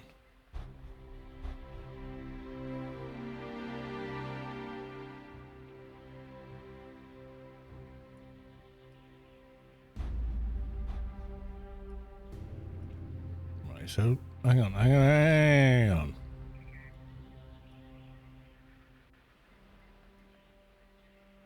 Pipe, yeah, it's mostly north from here. Okay. I've been playing Helldivers 2 the last few weeks. That's been fun. Yeah, I believe so.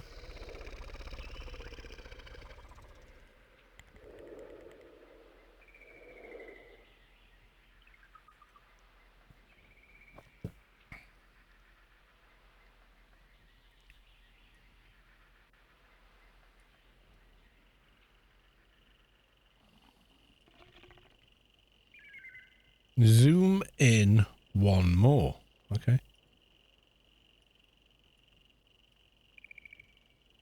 Oh, so it points to the exact same location as pipe. Okay.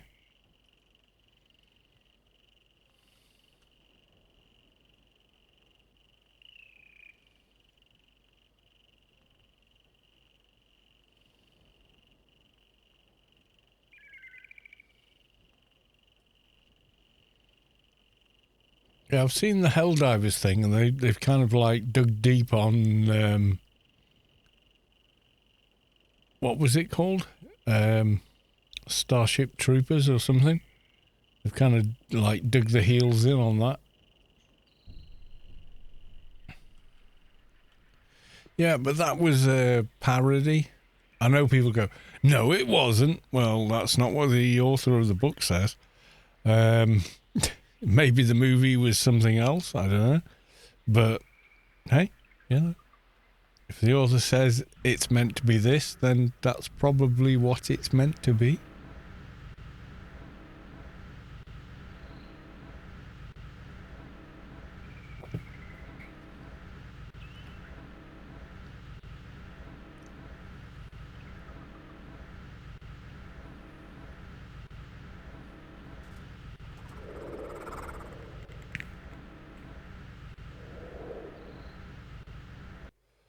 I mean, I know certain things changed between the book and the film, like, what was she called? Denise? I love the actor that plays her. But in the book, they're male. And they changed to female, but hey. Yeah, did you not know that?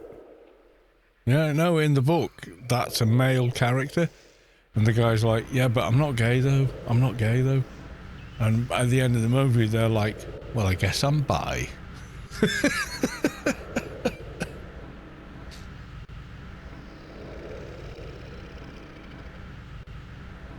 And nobody gives a crap, you know?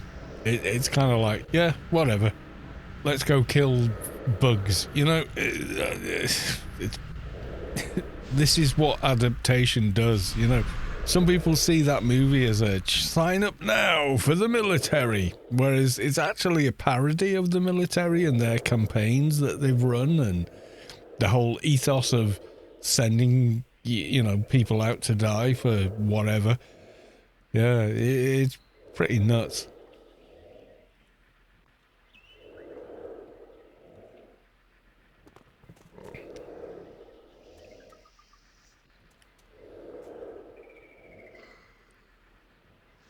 Conrad, no! Yeah, pretty much.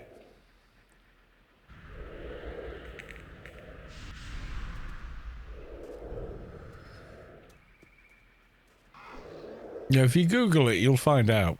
I mean, I'm not making stuff up off the top of my head here. I mean, just you Google the information, it's there.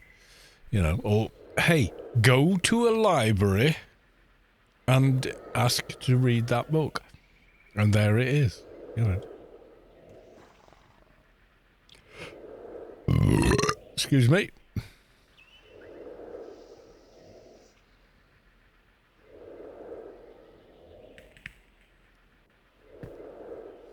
Oh yeah, there's a book. Hang on.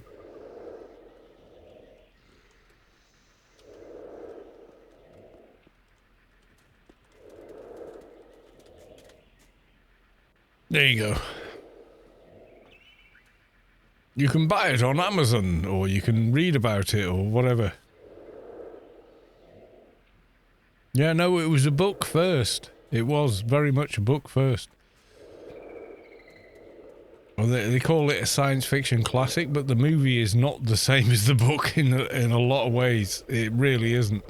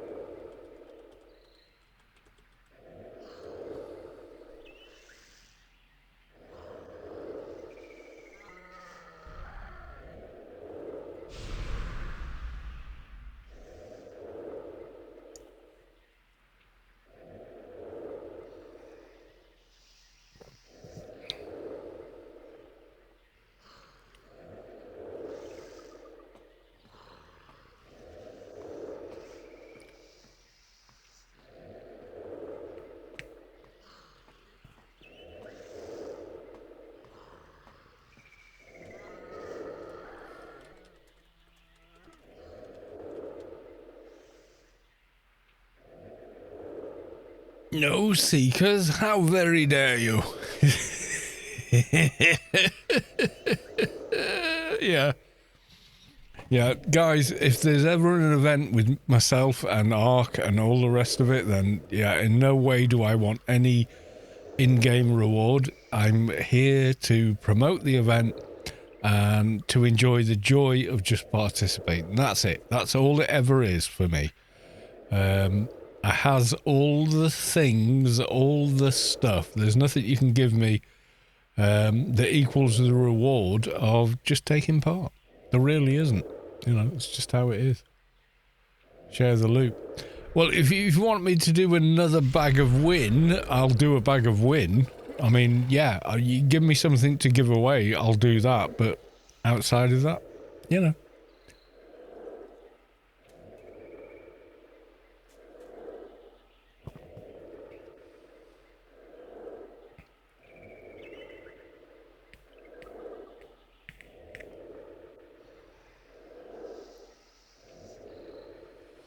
I mean, you must decide how to handle the loot yourselves, not me. If you want to give it away to other people, that's entirely up to you. If you want to give it to me to give away to other people, that's completely fine, but I won't take it myself.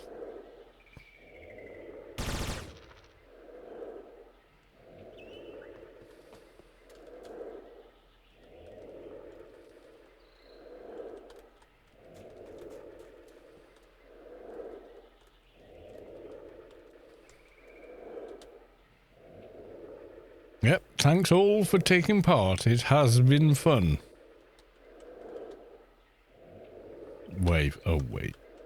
That was weird. And I'm gonna go back.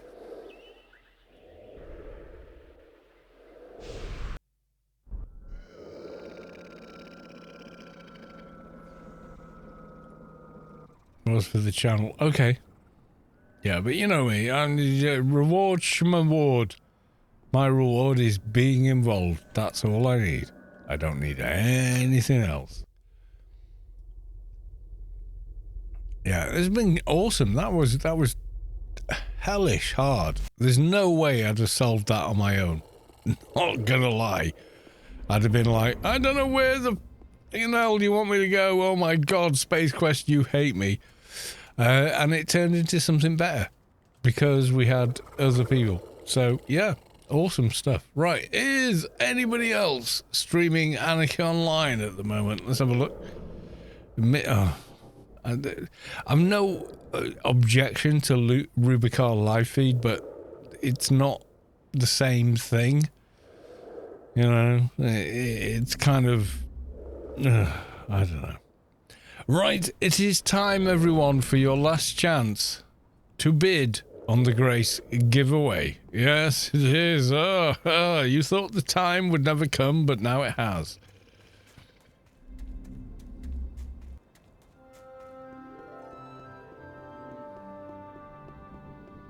So we run to the GMI. Right, everyone, this is your absolute last chance for a Grace this evening, an in-game Grace.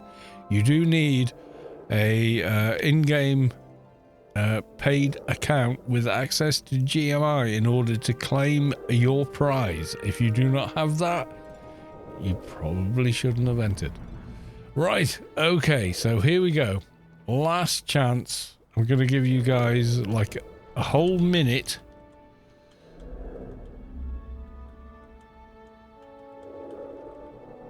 before I do the draw.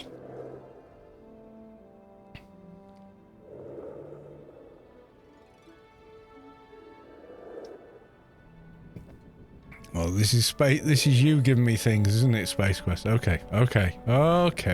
It's going to be another bag of win. All right, let's have a look. Ooh, his nice bag. His very nice bag. Right, so you've got like a shit ton of tokens. 2,000.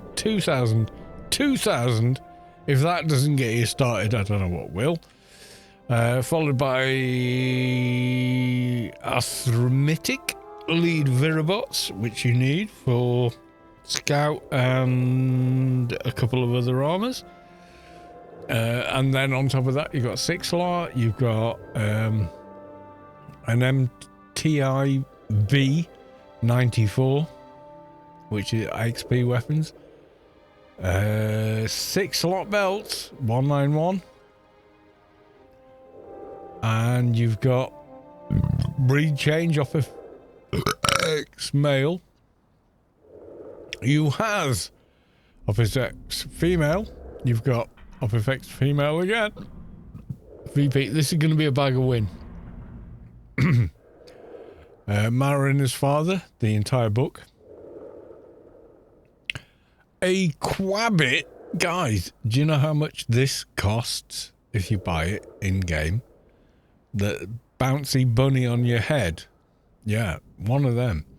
And then we've got XP ring. Yeah, it's the plus 7%. Then we've got pillows. And we've got lava protection boots. And then we've got even more bloody tokens. My God. 2, 4, 6, 8,000 tokens.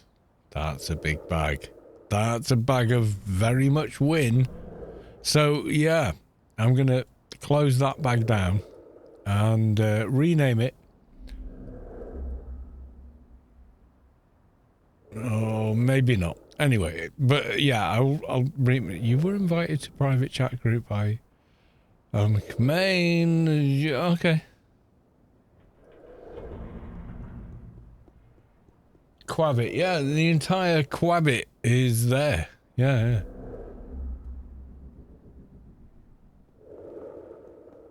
Chris invited you. Okay.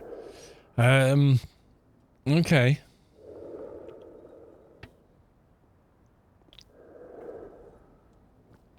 I do not wish for any loot whatsoever. So, we're going to do the giveaway draw for the Grace. Are we all ready? Has everyone entered? You've had like 5 minutes now.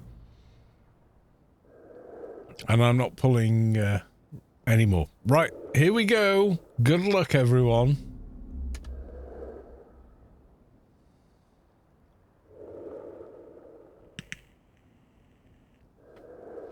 I didn't type it correctly. Stay with.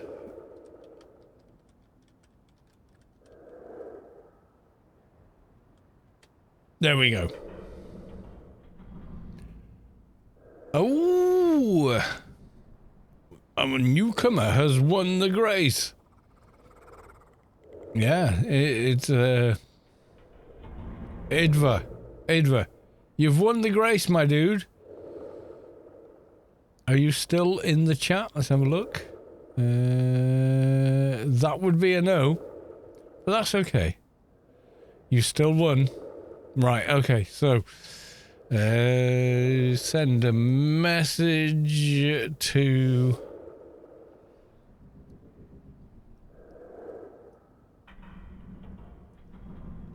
the name.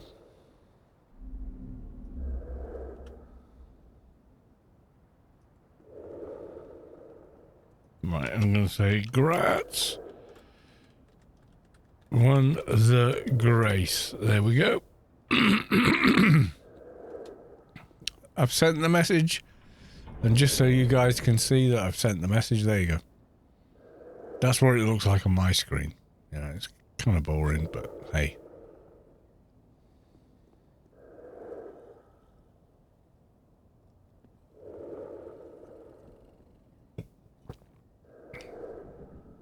There you go. I've sent them the message, so it's up to them how they take it. Oh, God. No, I shouldn't have closed that window. Okay. All right. Monitor number 3, and we're going to go for that one, and then we're going to go for... Ooh, Lost. Lost is streaming. I love Lost. She's lovely. Want tickets for tonight? Message now. Enter your details to reschedule your delivery. Amazing holiday. Right, okay, so there's some ads. Everybody's in chat. I am. Oh, you're there. Okay, my dude. Okay. In which case, get your buy order in and tell me which character you want to purchase your grace for 1 credit on.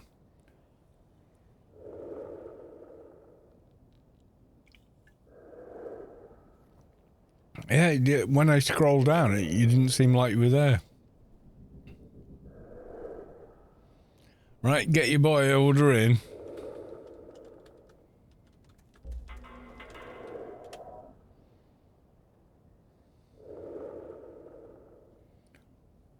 So what I want to see is whichever character you tell me, I want you to put a buy order in. See here, got graces. I'm going to click on sell and it'll immediately give me the highest bidder. I'm going to go to order details and then your order should be on the GMI.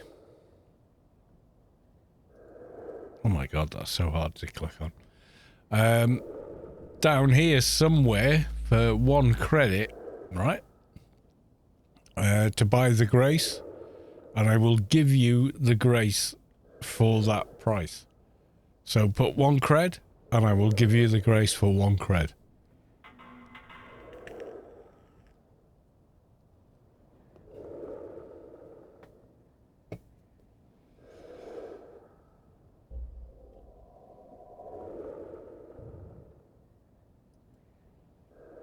Let me know when you've done it, and I'll refresh.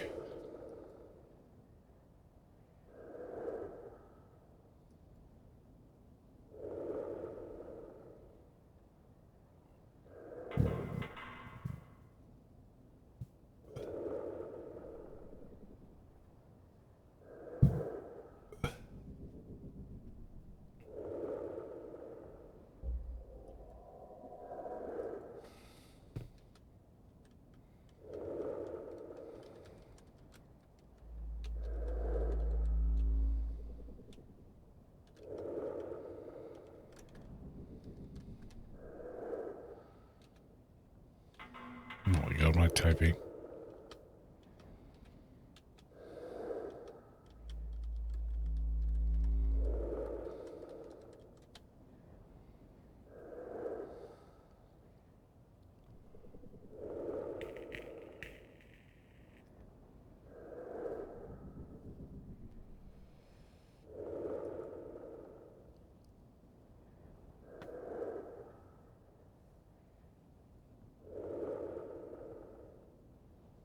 Vardy, are you in the chat?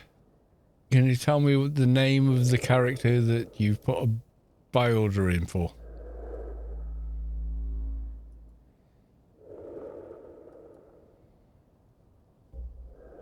Have we killed them?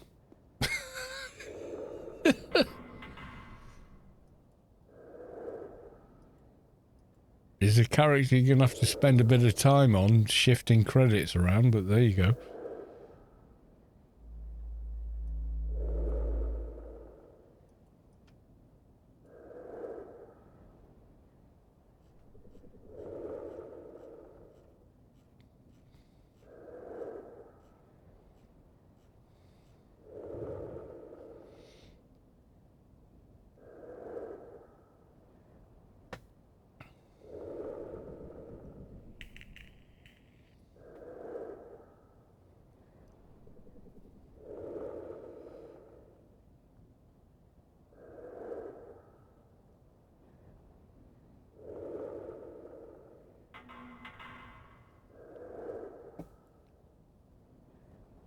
Ava, are you still in the chat? Have we broken you?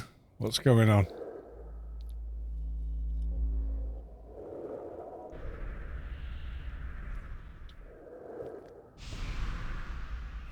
Varroicane. Okay, so to confirm, is this your character for 1 credit buying a grace? Is this you?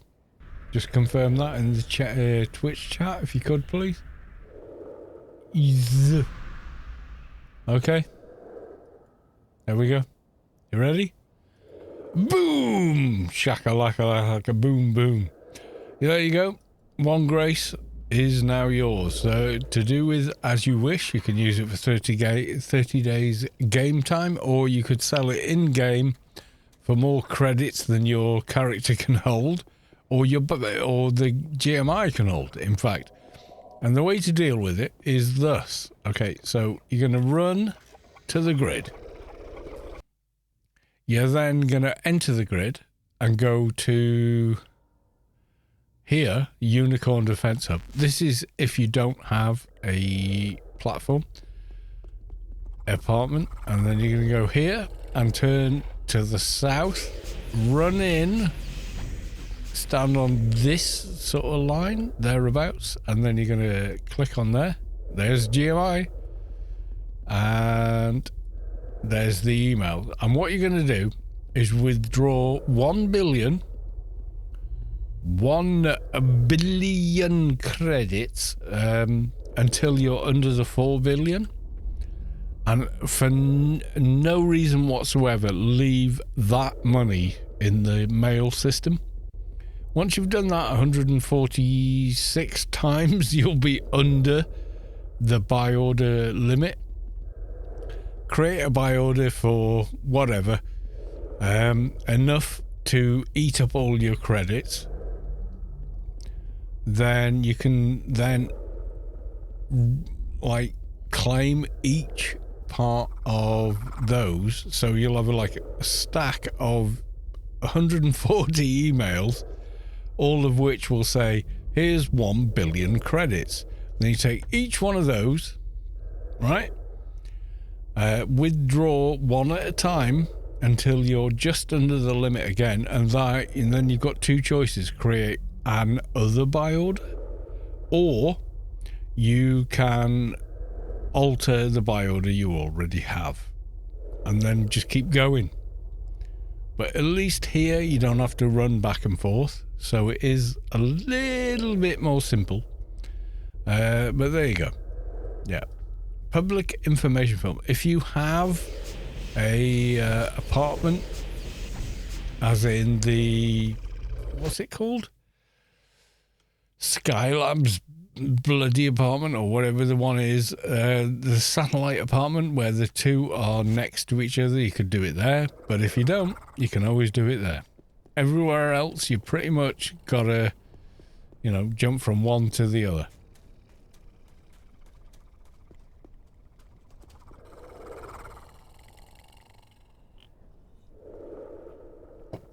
Right, now we're gonna raid. Yes, we are. I think Lost is... I'm going to pull them over. What the hell are they doing? I think they're playing the old Thief games. But of all the people I follow, yeah, they're awesome. So much fun. Right, okay. Also, I need to pause. Oh, they're all excited and everything. Yeah, I love it. I love it. I love it. Oh, Tarzan? Oh, Cheetah is the monkey, right? Yeah, from Cheetah is the monkey from Tarzan. That I know actually. Look at that. From Cheetah is the monkey from Tarzan. Oh, that I know actually. Look at that. Can I watch any little pause? Yeah, I know, I've got like multiple channels. I know, I've got like multiple channels. I know, I've got like... Oh god, let's mute one of them. There we go. Right, okay. So we're going to go Successfully Lost. Because they are awesome. They're so much fun. You should check them out. Oh, they're on Be Right Back right now. I think maybe they've gone for a pee. I am lost. But they are awesome. They really are. So you should check them out. Yes, you should.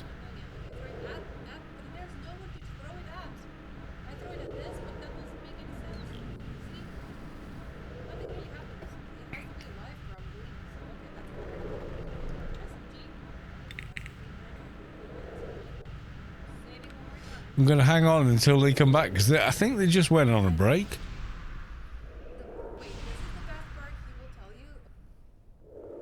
Hi, I'm very, very lost, successfully lost, and I play games very badly. And I need to tell you that I don't know what I'm doing most of the time, and no one wants to romance me in any kind of game. So far, in all the games, no one wants to romance me. I'm super... No one wants to romance it. Well, that's a shame. Anyway. Next month, another Find Me event. I am looking forward to it already. Okay, I just watched a clip of them falling in lava. That didn't look fun. I will need your help to teach me. I'm not kidding there. So I'm going to raid them in a moment. Hopefully they're coming back. But I don't see them. Before the timer runs out. So far we're saying 1-0. Yes, yes, yes. Even we got even a martini.